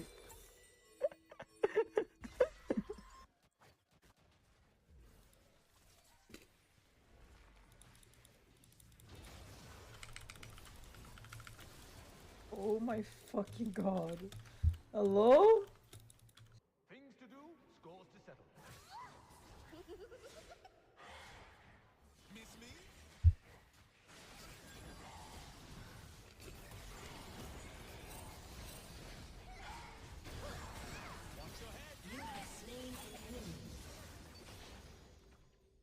Pour un jeu de mots de con. Je le sens. Je le sens, mais t'as jamais vu ça. Mais alors là, regardez bien. Debate. Wow. As an 0-3 Reddington, right? That's just not normal. That's not logical. So I'm gonna ping for my jungler to cover here. Why is the guy playing aggressive? What do you think, guys? Surely he plays aggressive into me 1v1. Oh, who would've thought? Damn, he got him.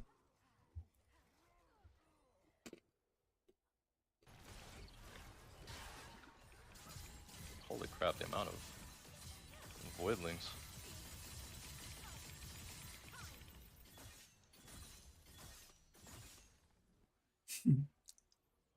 If Orient Central's so easy, why can't you play them? I literally can.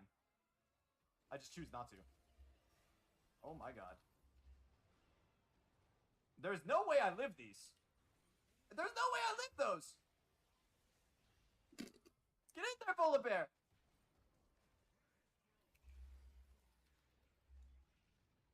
My champion's so broken. Oh my god, it's OP. Oh shit. Wow. Was that a penta? No.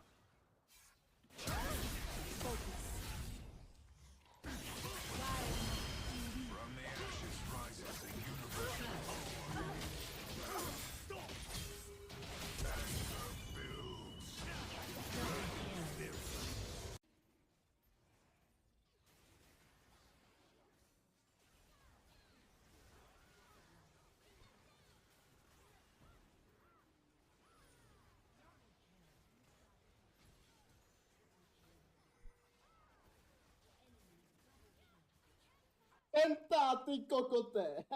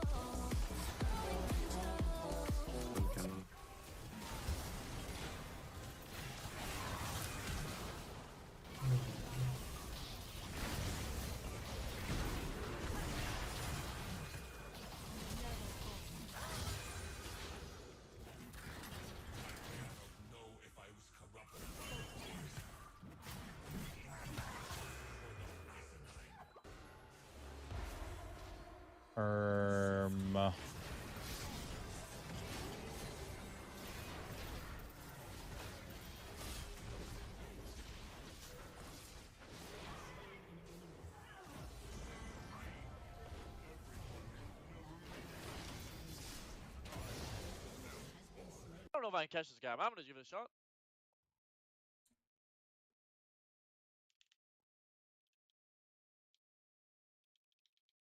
Oh my goodness.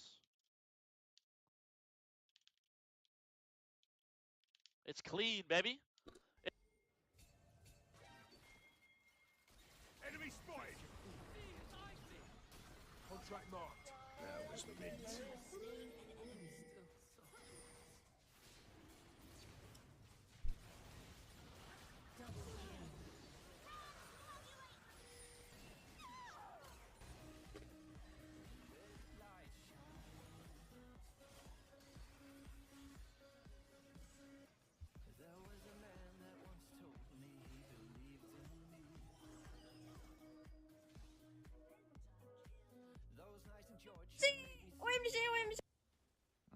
Lee Sin has flash. Can chase them. Maybe their bot lane gets baited to fight? Oh yeah, we fight these.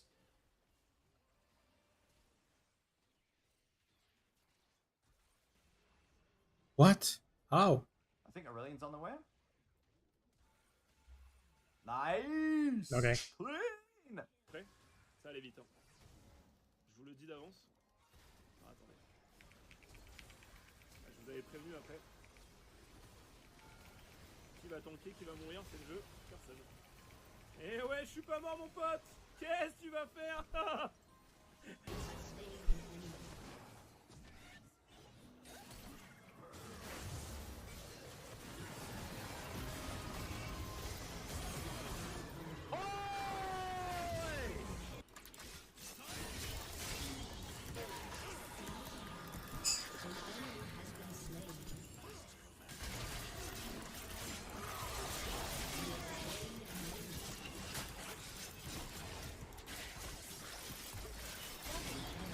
Oh, il est...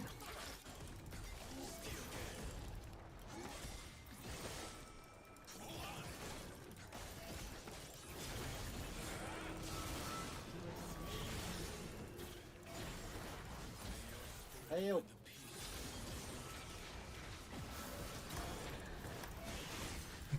Nice. Oh, that's really huge.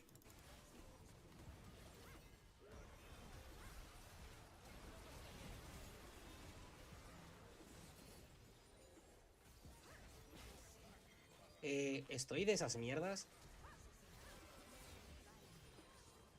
Hasta la polla, tío. Wow.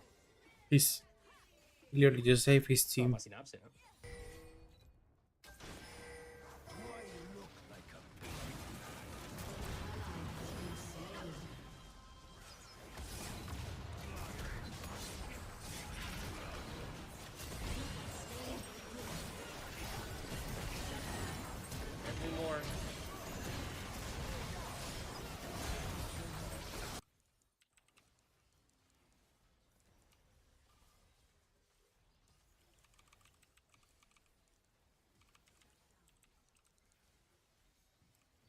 Oh, I'm so good.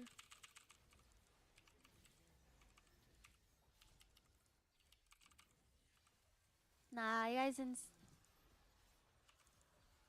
I fucking failed the hop. I hate my life.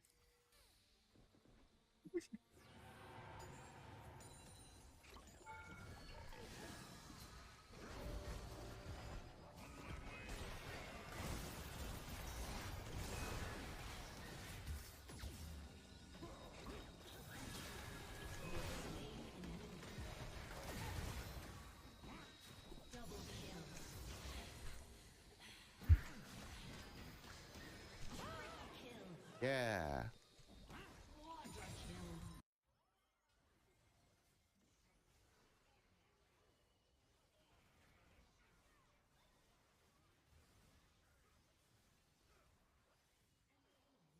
Ha, mein Baron. Nice.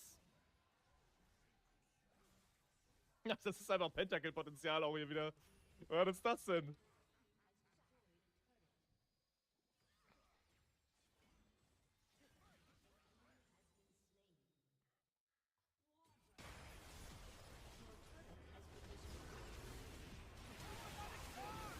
Ah! Oh!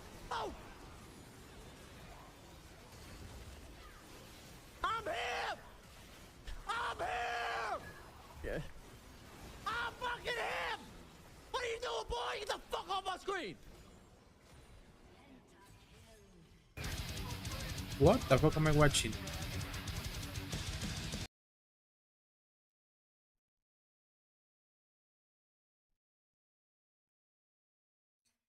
Okay, let me.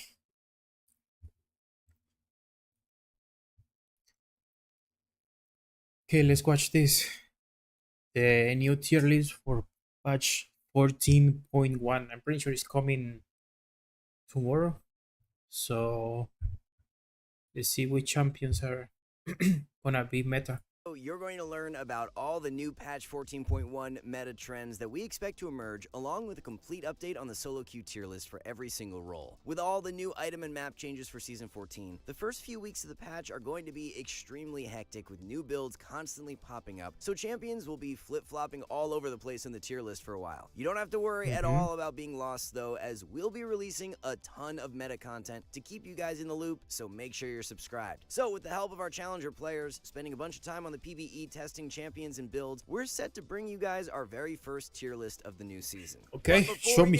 Be sure to check out Skillcapped if you want to truly get better at League of Legends. We're the only service that offers a money-back guarantee if you don't climb at least 5 divisions while actively using our service. We do this because our service really does work, and if it doesn't work for you, you shouldn't pay. Learn more at the end of this video or click the link in the description below. Starting it off up in the top lane, the role may legitimately turn into an island for Season 14. With the map changes, it's now much more difficult for junglers to gank top lane. Yeah, This indirectly I like makes that. champions that thrive in the early game and are exceptional duelists that much more attractive. This is gonna be interesting to see how jungles gank top now.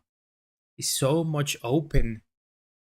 It's so open now. So it's cool. I like it. If the meta becomes set in stone so that pathing towards top lane is just not optimal, playing champions that can dominate the 1v1 will be really good. We expect picks like Olaf, Uxin, Vayne, Quinn, and Varus to be great to start off Season 14, and we have them all in our A tier. As top laners? Now, one thing that could make Vayne and Varus even higher Whoa, priority what the top fuck lane was picks is that? if tanks Looks really so- make a push back into meta. There are so many new tank items being released for Season 14, and there's also much less tank shredding items in the game. Divine Sunderer is removed, and Demonic Embrace is gone as well, so the general ability to shred tanks is not as high as before. Varus Top is an exceptionally strong pick into tanks due to his % health damage, so keep an eye out for him if tanks end up popping up a ton. Rumble finally has his Leandries back as a rush item, which will feel really nice and provide him with an excellent one-item spike. We are a bit worried about viability of AP top laners though, just Oh my because God. the new tank item Kanik Rookern is such an OP counter. Kanik Rookern offers 80 magic resist and also gives you a ludicrous magic shield, so blind picking AP tops just won't feel very good to start off Season 14.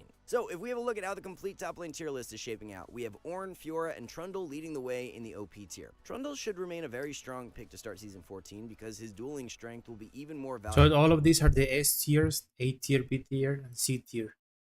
Wait, wow, Johnny went from literally winning worlds a couple months ago to a C tier. Okay, that's Renekton. Oh wow, this is interesting. Seeing K'Sante now down here when he was literally the most played and hated champion for the last since he came out. I don't remember when he came out. It's cool to see him now down here. People hate him playing against him, so I guess that's good. I want to believe all of these are top laners for the top tier list. Okay. Huh. Valuable, with top lane being harder to gank, while his tank shredding capabilities will suit him extremely well if tanks do make a big push back into meta. There's a similar thought process behind Fiora's placement, as she loves being isolated in the 1v1, and her kit allows her to deal with tanks extremely well. Ornn will be able to take full advantage of the new tank. I mean, item Ornn Kanik is always Rookern, gonna be while good. His ability to go toe-to-toe with a lot of fighters in the 1v1 is actually quite good compared to a lot of other tanks. Really be careful with blind picking AP tops to start Season 14. Kanik Rookern is just such a hard counter, and if the enemy locks in a tank, it's going to be very difficult for you to amass any sort of advantage in lane. We don't have a single AP champion in the S tier to start off Season 14 to reflect this outlook. On the flip side of this, you really should have a tank in your champion pool to hard counter AP comps. Mage items are being reworked, so there are going to be a lot of AP champs spammed in the mid lane to start Jesus. Season 14. A lot of players will want to experiment with mage items in the jungle as well, so if the enemy team locks a comp with 2 or more magic damage threats, you can really hard counter them with the new magic resist items. Tanks may not be these super OP blind picks, but it's pretty safe to say they'll be insanely powerful counter picks. Jesus, You're the going to notice Maokai. that the S tier for top lane is primarily built around champions who have exceptional dueling capabilities. Olaf, Riven, Pantheon, Quinn, Warwick, Uxin, the list goes on and on. These champs that can really take advantage of the more isolated state of top lane will become much stronger for this season. Now the changes to the map up in top lane should actually have a pretty significant effect on how the jungle role is played as a whole. It's now just flat out harder to gank both top and mid lane. In Season 13, if you were on blue side, you'd be able to loop around and gank the enemy from the Ooh, let me see the tripod. change. Season 13, if So this is the new one. you were on blue side, you'd be able to loop around and this is the one you had before. Huh. gank the enemy from the I tree prefer brush, the but new that one. gank angle is no longer possible. The enemy top laner could be positioned in the middle of the lane, but now that you can't get in behind them, pulling off successful ganks will be a much more difficult feat. It's always been a great strategy for mid laners to ward one side of the map and then hug that side of the lane, and with mid lane now becoming wider, this strategy will make it almost let me see that. impossible for a lot of junglers to get. They're gonna. So Let me show. Let me see that again. Behind them, pulling off successful ganks will be a much more difficult feat. This is It's the always been a jungle great strategy changes. So this is the new one.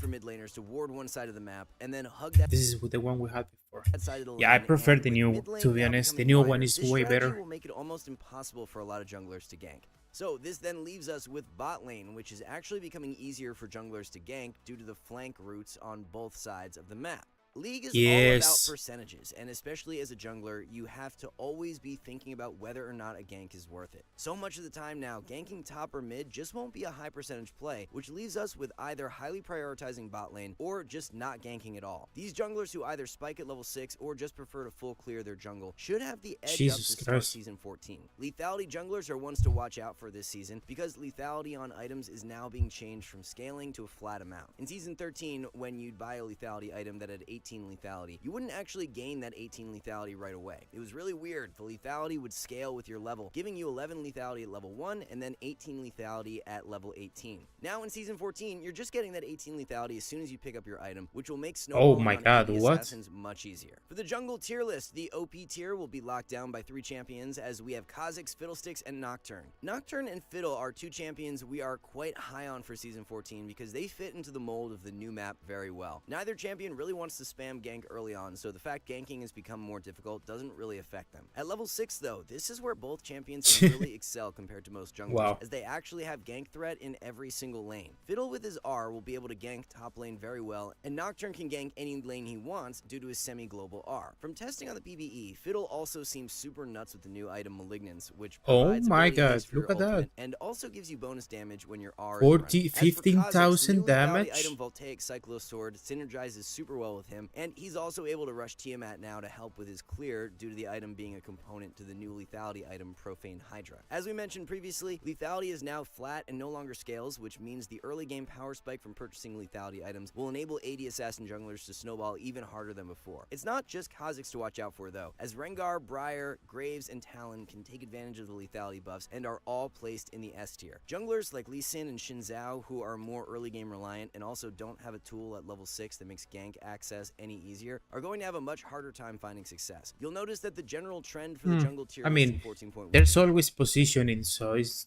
not like it's gonna be impossible. Oh my God, I cannot play this champion. It's always possible.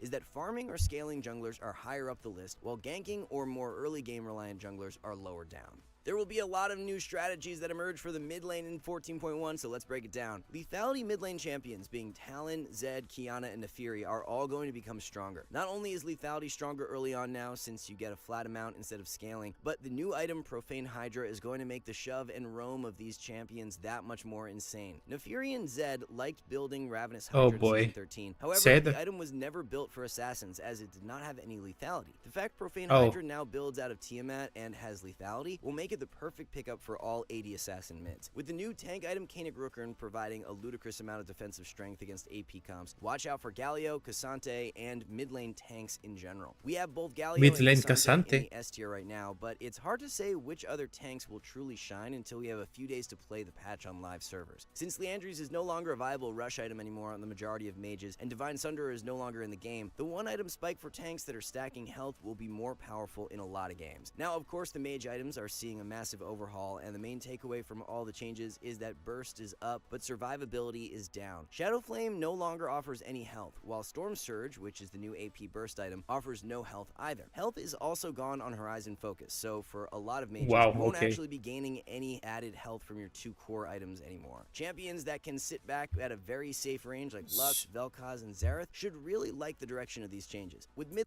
So they're super squishy, but they do probably one shots. Okay. Lane being much I wider see. now, it's also going to be nearly impossible to gank these longer ranged mages, so they should be winning out big. Mages who can reliably burst really hard to take advantage of Storm Surge should be loving the new season as well, with picks like LeBlanc, Annie, Lissandra, and Twisted Fate as ones to watch. So with our general expectations for mid lane covered, let's have a look at the tier list. For the OP tier, Talon, Fizz, and Naafiri rise above all else. Talon and Naafiri being two champions who can take advantage of Profane Hydra, along with lethality being stronger, will make their shove and roam playstyle even more effective. Fizz is Cassante actually seeing mid. even more Huh. one-shot power added to his core Pantheon build for mid Season also. 14, as the It's gonna be AP on interesting. Zhonya's is going up from 80 to 120. With both stopwatch and perfect timing removed for Season 14, the only way you could actually get the stasis effect is if you build Seeker's Arm Guard or Zhonya's. This alone will bode extremely well for Zed, as he had a very difficult time succeeding when games would drag out, and everyone would just stash a stopwatch in their back pocket. We've had Zed down in the mid lane B tier for the past while, but he's now moving up into A, and could very well deserve a push into S if everything pans out accordingly. All assassin champions in general should be buffed for Season 14, because mages will now be the only core class of champions that have access to the stasis. Mages also having less access to health will make them more one-shottable for assassins. One champion we see having a more difficult time fitting into the Season 14 landscape is Sylas. Everfrost and Night Harvester are both removed now, and other than Rod of Ages, no mage item has health and mana. Rod is probably the go-to rush for Sylas now, but this just means his early game skirmish becomes a bit stunted as he gets no ability haste from the item. Night Harvester and Everfrost were just such nice items for Sylas due to them having health, AP, and ability haste, but now Rocket Belt is the only option if you want all three of those stats. Of course, we could be wrong here, and there's a super OP build we're just not thinking about, but Sylas is one mid lane Nice champ hook. we think is nerfed for Season Very 14. nice. A bit of a sleeper pick we expect to be really strong in the mid lane is Cassante. He was pulled out quite often by pro players in Season 13 as a mid laner, and with Kana Grookern being a potential rush item on Cassante, he can really look to nullify heavy AP comps.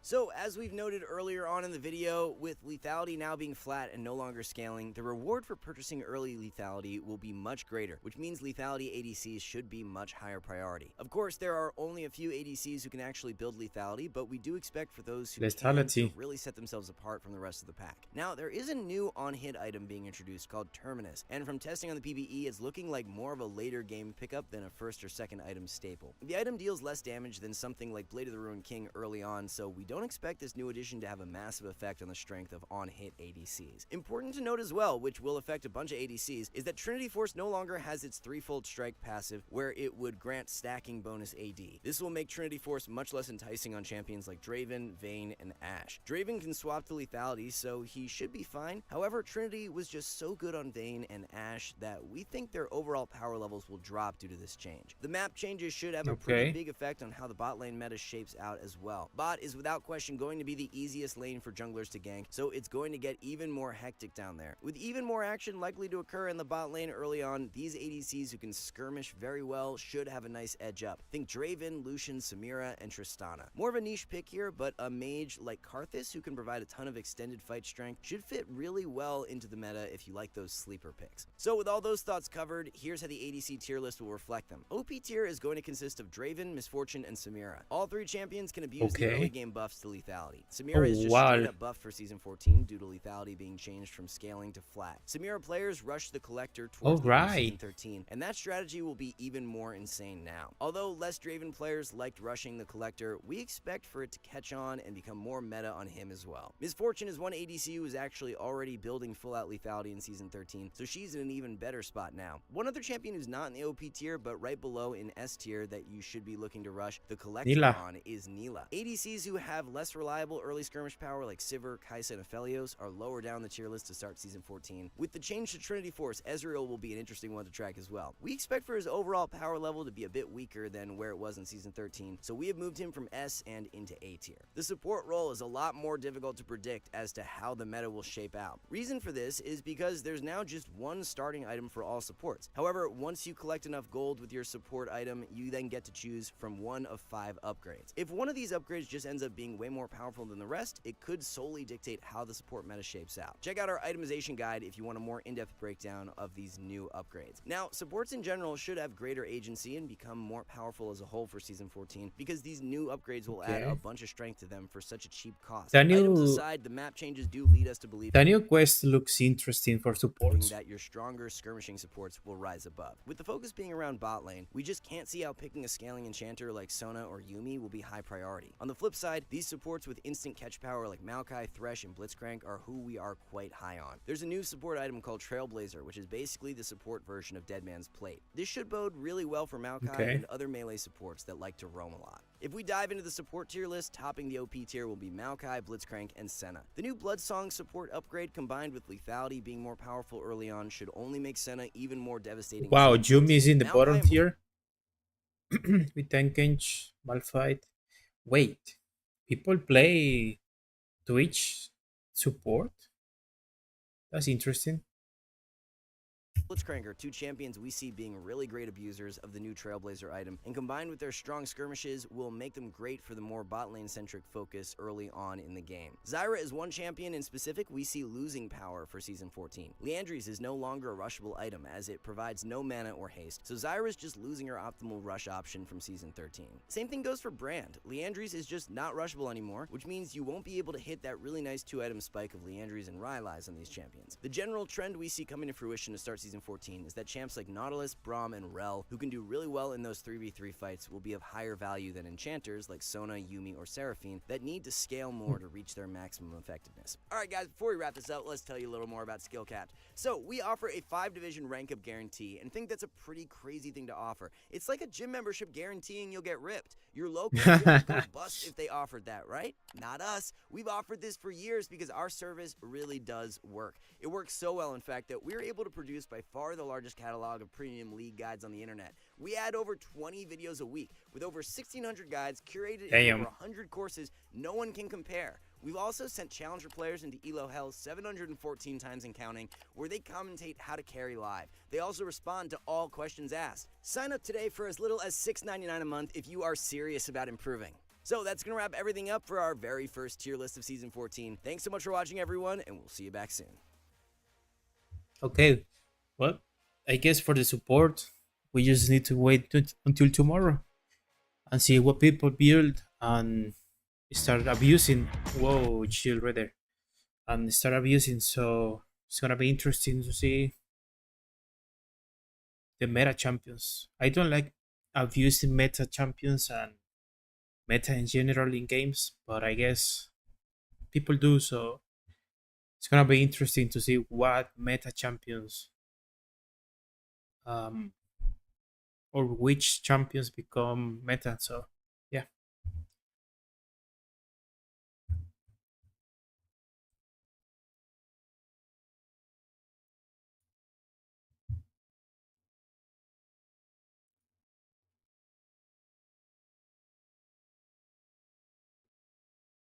Okay, let's watch this video. League of Legends is about to change forever. I guess this is about the anti-cheat. So let's see what Bandir has to say about this. Probably heard that the new anti-cheat system, Vanguard, is coming to League of Legends. It's going to be implemented in late February or early March, so there isn't much time left. Vanguard is going to have major consequences for the game. For example, Skin Spotlight's content is at stake, and most likely you will need to say goodbye to your custom skins or custom maps. Also, if you played League on Linux, you can also say goodbye to it. So what is Vanguard? Wait, what? Vanguard is a proprietary software that was invented by Riot Games. Let me elaborate on how it works, as many find it controversial. Vanguard has been in use in Valorant ever since the game launched. I myself played a bunch of Valorant games and also other FPS games like CSGO.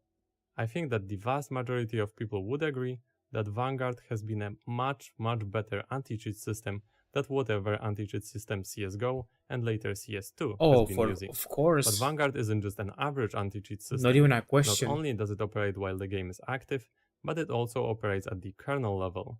What does it mean? Well, it operates at the core of a computer's operating system, and it pretty much has complete control over everything in the system. Kernel controls over hardware resources, arbitrates conflicts between processes concerning such resources, and optimizes the utilization of them. For example, CPU usage or file systems. If you want to learn more about what kernels can do, I linked a Wikipedia page in my description. But in short, they can do pretty much everything. As a result, kernel-level anti-cheat systems are much more successful than non-kernel ones. It can catch scripters and botters more reliably, It can even apply a ban during the game. If someone gets banned in your game, the game gets cancelled, so no one is punished and loses LP. Of course, with the exception of the cheater. We could already witness this Yeah, system that in makes action sense. in Valorant. And because it operates at the kernel level, Riot can also reliably apply a hardware ban on your PC. If that happens, you would either need a new PC or change a bunch of your components that the ban was applied to. Holy Hardware ban fuck. could be, for example, a ban on your hard drive, motherboard, or your Windows account. For this reason, watch out when you buy a PC from someone. It might be hardware banned in League of Legends or some other game. At this moment you might be thinking, Okay. oh my god, this is a crazy system, I would never allow it on my PC. Well, I'm sorry to tell you, but it's extremely likely you have already allowed kernel level anti-cheat on your PC with some other games. It is more common than you might think. More than 300 games use kernel level anti-cheat, and these are not some niche titles, we're talking about very well-known games. Some of the examples of games using kernel level software are Apex Legends, Assassin's Creed games, pretty much all Battlefield games, Call of Holy Duty fuck. games, Destiny 2, Elden Ring, Fear, Far Cry games, H1Z1, Genshin Impact, Fortnite, Lost Ark, Overwatch 2, PUBG, Rust, Tom Clancy games, War Thunder or Warhammer games. Even Fall Guys and even Need for Speed Pro Street and Undercover What? are using kernel level anti-cheat. Oh, You can check wow. out the full list of games using kernel level software by checking out the link in the description. But here comes the question. Does Vanguard work similarly to the other kernel level anti-cheat that other games use? And here we reach the biggest problem that people have with Vanguard. Yes, it works differently than other kernel anti-cheats. Oh, okay. You have to know Why? that Vanguard launches when you boot your PC. Vanguard runs on your PC all the time. And this is what people don't really like. Vast majority Ah. of kernel anti-cheats only run when you launch the game. So can you even close Vanguard? Well, kind of. You can close the software, but if you want to play League again, you will need to reboot your PC. Oh, There's okay. no other way Yeah, to open I- I've done that before with Valorant. Yeah. Vanguard if you closed it. You need to restart your PC. But is there a valid reason to have anti-cheat running 24/7? Well, there is. This makes it even more difficult for people to do any cheating since their PCs are constantly monitored. This is why FACEIT or ESEA anti-cheats in Counter-Strike also run all the time. To those of you that are unaware what FACEIT or ESEA are, these are pretty much The best places to play Counter-Strike. Literally. external replacement for normal matchmaking that you have in Counter-Strike. Yep. Counter-Strike doesn't have kernel level anti-cheat by itself, so very high rank and pro players in Counter-Strike almost exclusively play FACEIT or ESEA. And these days kernel levels anti-cheat is pretty much the default way to go for FPS games. But of course such intrusive anti-cheats come at a risk. ESEA in 2013 had a major controversy as it was found out they were actually mining Bitcoin with people's PCs. That being said, What? Vanguard hasn't been involved in such controversy yet. And Yet. Riot is a much bigger entity than ESEA, so there would be much more to lose for Riot. But what about different operating systems? Windows players will of course need Vanguard to play League. There's no other way. Vanguard won't support certain versions of Windows 10, but such versions are no longer supported by Microsoft themselves. Most likely this shouldn't be a concern to you, unless you are running some old cracked Windows 10 version. What about Mac? Well, if you play League on Mac, you don't need to worry. Macs won't require Vanguard to play League of Legends, as Riot finds them secure enough. But if you play League on Linux, I'm sorry to say, but you have about 2 more months of being able to play the game. Some of you Okay. may also ask the question, does League of Legends really need such a system as Vanguard? For a game like Valorant, it's pretty obvious why strong anti-cheat is a necessity. Cheating in FPS games is extremely prevalent, a great example being previously mentioned CSGO or CS2. Back to the question of cheating in a game like Can't wait for them to add for Valve to add a decent a decent anti-cheat to this game. I wanna play CS again. League of Legends. Is it a big problem? Oh my god. Unfortunately, it seems that scripting and botting has been on the rise, especially since Riot Games was hacked at the beginning of 2023. They themselves admitted that this resulted in more cheaters in League of Legends and are aware that this is a significant issue for the game. Furthermore, in a game like League, there are plenty of ways to cheat without making it very obvious, unlike in FPS games. So from the perspective of game quality and competitive integrity, it seems like the right way to go. What's also worth knowing, Vanguard isn't really completely problem-free. For some people, it can significantly impact the performance of their PCs, but for that we'll need to see how it goes. I even experienced problems with Vanguard myself. I vividly remember when a few years ago I downloaded and installed Valorant and the game didn't work for me.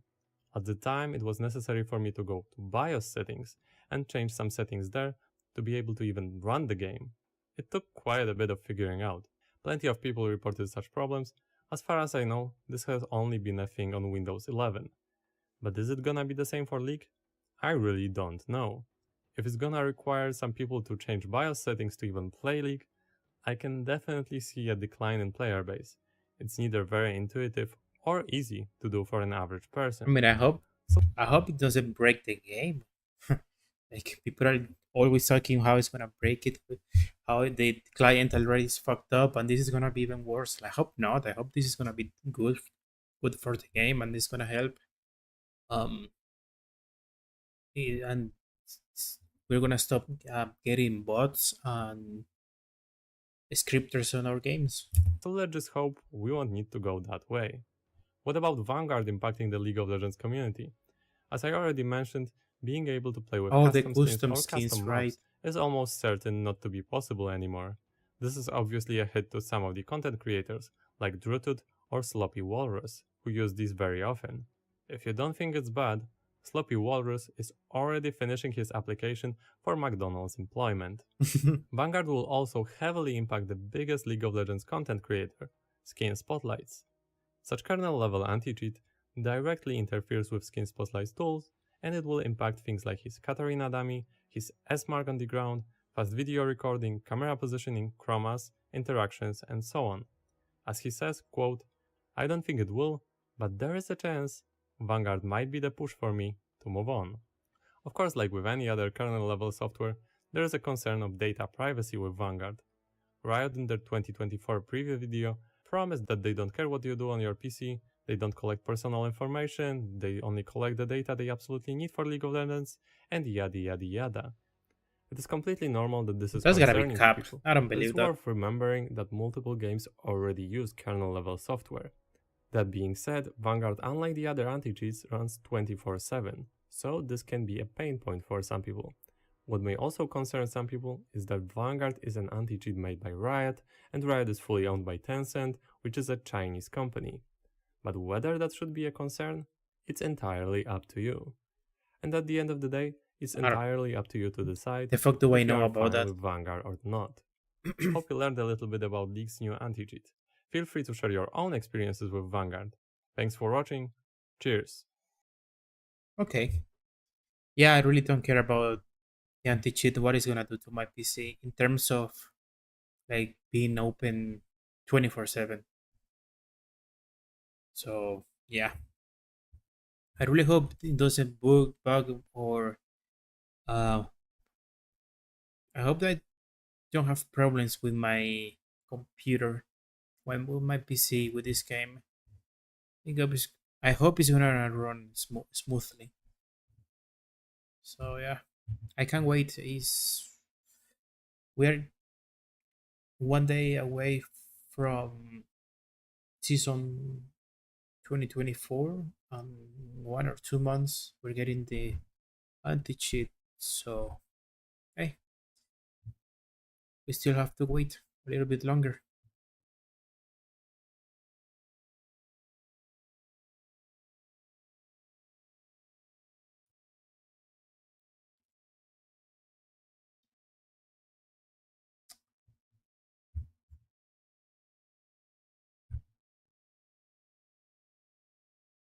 Okay, let's watch this video. The Arcane Season 2 teaser trailer is playing. I'm pretty sure this is with us, Singe and Warwick. Let's see what Necrit cooked. Why is this the top comment on that video? Oh. Well, it's about time. Since we are getting Arcane 2 by the end of this year, it would make sense for them to start teasing it now. I mean, if you look back, this is exactly what they've done with Season 1. It wasn't until we got to the year of the release that we started getting all the teasers. Which, by the way, looking back, I can tell you right now, it is totally safe to watch all the trailers and all the teasers. Fortiche is specifically cutting the trailers in such a way so that they never reveal any storylines. In fact, they are Smart. so good at editorial misdirections that they often evoke false theories from a lot of people. Yeah, I made like 5 breakdown videos before Arcane 1, only one of those theories was right. So you're totally fine to watch all of it, there will be no spoilers. Anyway, with League's update for Season 2024, we did finally get our first proper look at Arcane 2, where it was revealed that for obvious reasons, Singed will be a very important character for Season 2. But also, he'll be up there with Embessa Medarda, who was revealed to be a bit more important in League's latest gameplay update. And it just so happens to be that these two already might have some really interesting links. So without further ado, let's jump into our first breakdown of Arcane Season 2. Even though I think that's a lie. I think we already did one for the announcement. Why do I keep making these? Well, we are 4 seconds in, there is pitch darkness, and we already have stuff to talk about. What you can hear in the background from Warwick. is the sound of a music box. Oh right, they completely ignored that. Box, which is often used as a jewelry box. Or historically, it very often became a toy for girls. And since it might be teasing a ballerina music box, it should be ringing some bells for some other theories. But don't worry. Oriana, right. Oh shit. I don't know why I was thinking when. Like the character when. With Senna and all of that. Like, why? No, Oriana. Makes sense, right? We'll get to all of that in just a second. Now after this, the scene reveals Singed's hand. With the little device around his hand which you might find in your grandma's home, which is measuring pulse. Anyway, more importantly, you can see that Singed is siphoning out his own blood. That's right, the blood is not going in, it's getting out. Oh, which raises a lot of questions around which we already have quite some theories. Now what's cool is that in this scene, besides just the music box, the first thing you hear is an exhale, which is supposed to make you think that this is a sound that Singed is making. But in reality, it is the bestial exhale of Warwick.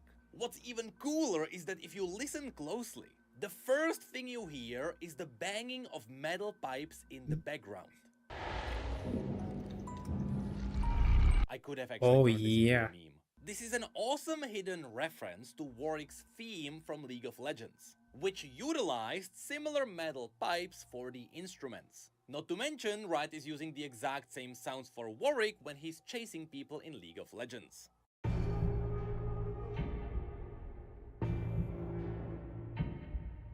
Now up until this point, it was always just metal sounds in the background.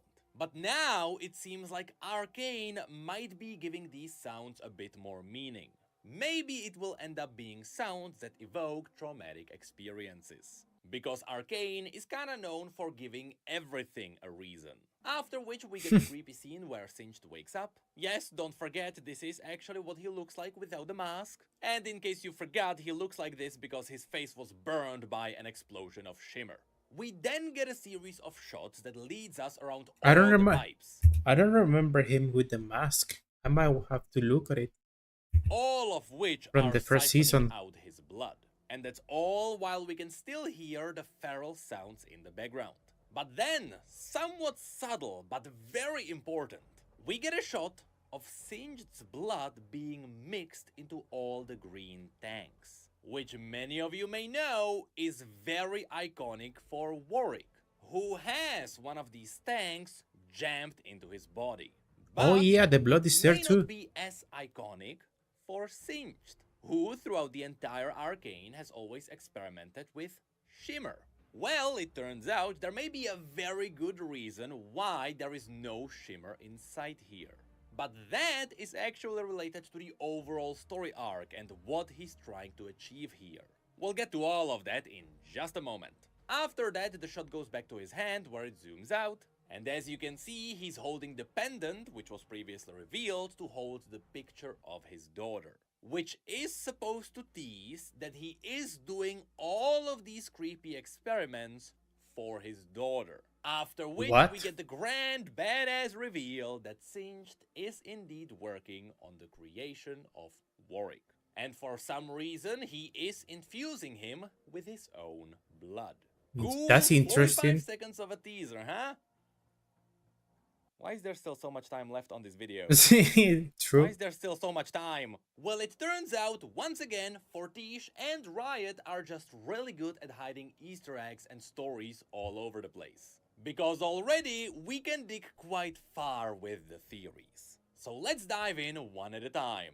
Now, before we talk about the dangling elephant in the room, we have to talk about some other things which are expected of Singed in Season 2. You see, even though Riot recently confirmed that Arcane is now turning into being fully canon, and therefore it overwrites some of the stories from the original universe, there are some stories outside of just Piltover and Zaun which some of our favorite champions still have to touch. And in Singed's case, despite the retconning, he still has one big achievement under his belt.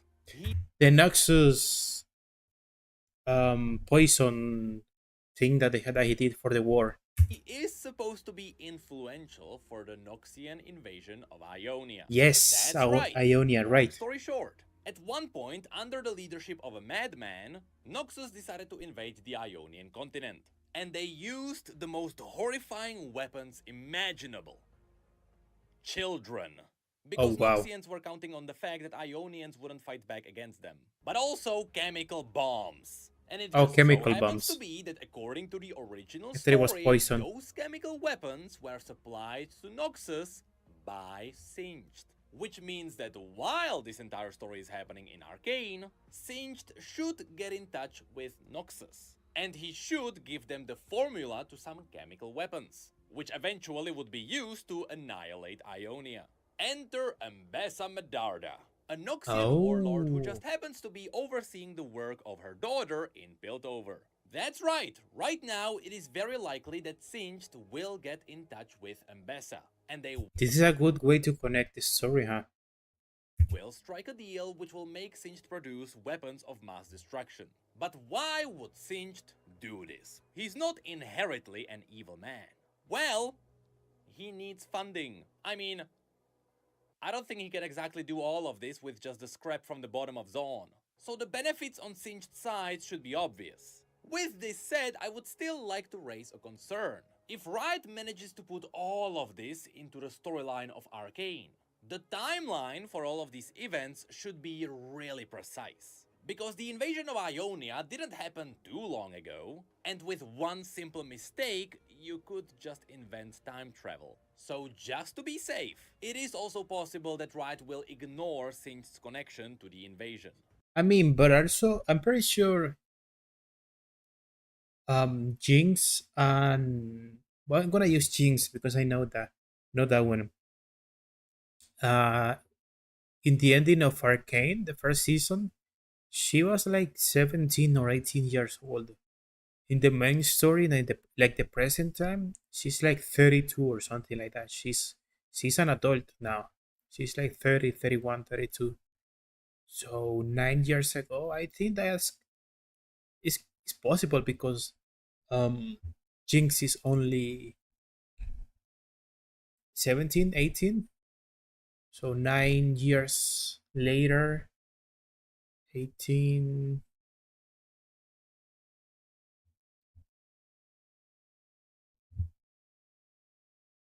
She would be like 27, 28, something like that. So it's about pretty much the main story, just at a couple extra years. Oh, I see. That is probably what Necrim means. That is, it's a little. It needs to be precise because it's really not there. Maybe they need maybe a little time skip at the beginning of Jinx being like 21 or 22 years old, because 9 years, if you add that, that is like 30, 31. Maybe if they do that, let's see. And they might just retcon Singed being the supplier. That would be the safest option. No. Regardless, in one way or another, Singed needs That is funding. his main theme. Funding he'll most likely use on his main dangling experiment. So let's dive into that one. See, now that Riot turned Arcane fully canon, which again means that Arcane's version of Singed is overwriting the original one, we can assume that the original version of Singed inspired the Arcane version in many ways. For once, Singed being responsible for the creation of Warwick was always part of his core lore, and one could argue that's the moment that defines who Singed is. Although I have to say, the way this story was portrayed in the original version was still a lot more brutal than this one. The thing is, here we can only see the later stages of the transformation. All the extremely brutal experiments happened right before this. But now you may be asking, why would Singed be doing these experiments? Well, the simple answer is survival. And that's not only related to his daughter, it may also be related to himself.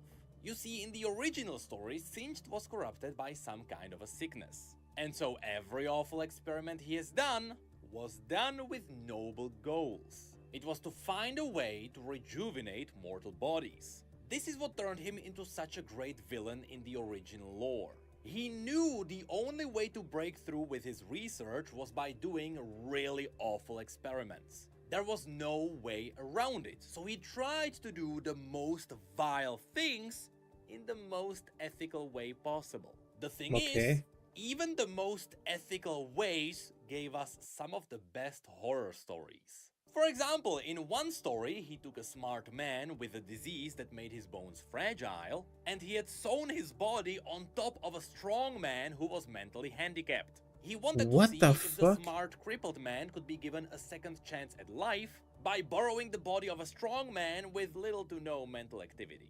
The outcome was unfortunately that both bodies kind of became the same person, which means that the fragile man did now have a strong body, but his IQ quickly went down. Still one of the best horror stories League ever got, by the way. Now, how was this ethical, you might ask? Well, his argument was that he kidnapped two people from the streets of Zaun, who had no families, they had no accomplishments ever done, they essentially wasted their entire lives, and if they disappeared, no one would notice. That was Singed's moral line. He would do these awful things, but he made sure he would do them on the most wasteful lives. Look, I told you even the most ethical ways were vile. Now, why did I tell you this entire awful story? Well, I wouldn't be surprised if he had very similar motivations in Arcane. If you go back through the entire series, he was always working on experiments related to life and medicine. When he worked on Shimmer at the very beginning, where he used it on rats, and later kids from the streets, he used the formula to make them stronger. Later, when he gave it to Victor, he refined it to help Victor regain control over his muscles. This is where we got that beautiful running scene. And that was all while he was experimenting on Rio, who started as a healthy lizard, but over time, things did not start looking good. All just as Singed was probably looking for ways to help him. To me, all of this paints a decently clear picture. A picture for which we have to assume one thing is true. I'm not sure if this is a spoiler to anyone anymore, but it is extremely likely that Vander is Warwick. And here, it definitely seems like Singed is trying to figure out a way how I mean, if they make, I don't remember the name, Bundle. Fuck, he said it. I forgot at the moment. Okay, if he's, I'm gonna call it Bundle. That is a good way to connect it, to connect the story to the characters from Arcane one. With Vi and Jinx. So I think that is really cool. And also, oh fuck, what is the name? Echo, I think. to bring Vander back. Because all things considered, Vander was nearly dead. And Singed is willing to go as far to bring him back that he's sacrificing his own body with this transfusion. And that would all be done with the ultimate goal to figure out, potentially, how to help his daughter. Don't worry, we are getting to the point. Now, at this point, you might be wondering, well, what's up with Warwick being a werewolf? And what's up with all the green liquids, even though Singed has always worked with Shimmer? Well, this is where I'd like to propose a theory. What Singed is doing here is that he's trying to figure out how to nullify the effects of Shimmer. That's why you can't see Shimmer anywhere around him. It's because he is trying to get rid of it. You see, throughout the entire course of Arcane 1, Singed figured out how to use Shimmer to enhance mortal bodies. In many ways, Shimmer became beneficial to many people, but it still had the addictive, corrupting side effects, which can corrupt your mind, and overall, I still believe all of this is linked to the Void. So if Singed figures out how to use Shimmer to heal people, and then remove the Shimmer from their bodies afterwards, he would not only invent the ultimate way to help people, but Wait, he would that's also figure smart. out a way how to potentially bring people back. Although, there is a slight catch. You'll see that this all aligns with Vander pretty well. He was infused with Shimmer, which kinda turned him into a shimmering Hulk, after which he nearly died. And it seems like what kept him alive was the Shimmer in his body. So now, Singed is in the process of figuring out how to stabilize him and how to get rid of the Shimmer. All of which suggests a really awful thing. You see, in order to heal people like this, Singed needs to first infuse them with Shimmer. This is also likely why Rio was infused with Shimmer later in the series. He was sick, he was about to die, and Singed knew the only way to keep him alive was by using Shimmer.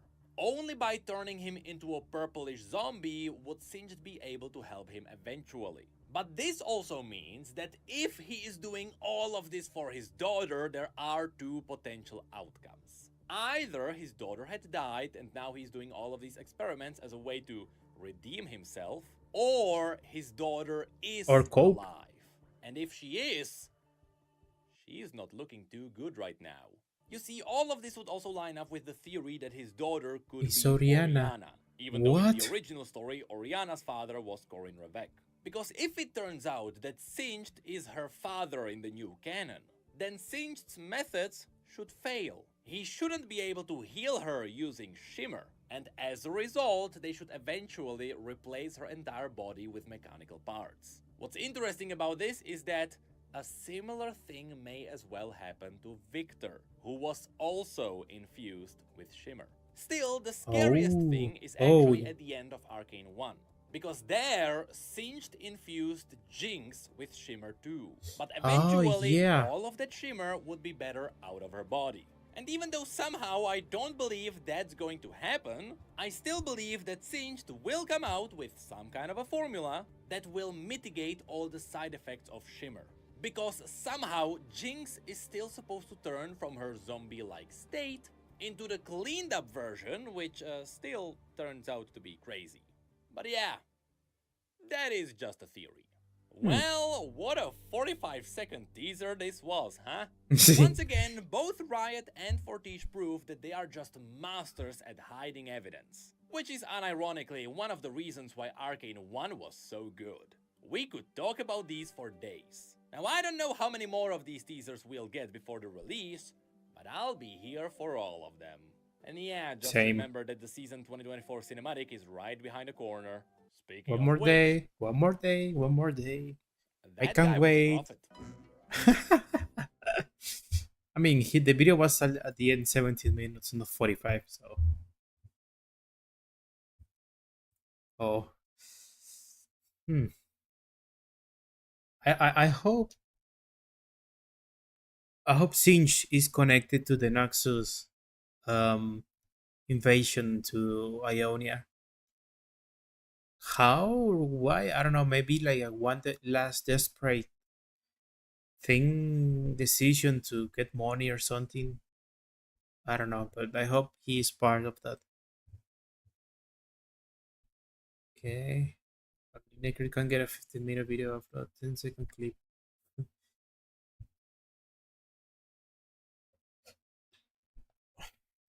You really like the Oriana being Singe's daughter theory? Singe is doing all of this experimentation to find a method of curing his daughter, but what if he eventually turns to Victor? Just as Victor asks things to help him. Oh, I see. That could be a good idea. Will turn his eroding body into machine. Singe might ask him to do the same for his daughter. So this means Victor will be the one doing it for Oriana. Maybe with Jace, but I don't think Jace is part of that story. I don't think he's in the lore of the game. I don't think he's part of that. So maybe they could add it. I don't know. I'm interested to see the reasoning why he chose Vander to be worked with. Was it just because he was already almost dead? Or in front of him, or was there a more specific reason? I mean, I guess they could use Vander because he's also a very important character for the main cast. You know, like just entertainment. They just decided to go that way. Riot decided. But who knows?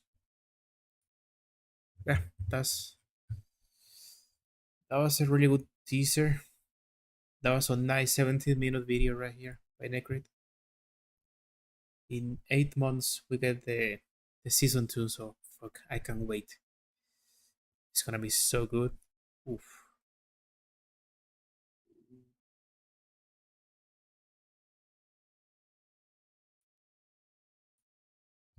Okay. I think I'm gonna stop the stream right here. This was my first YouTube stream, so I enjoyed it. That was fun. I might do one more tomorrow, so we will see. But okay, bye bye. I'm gonna end the stream right here. Bye bye. GG. Peace.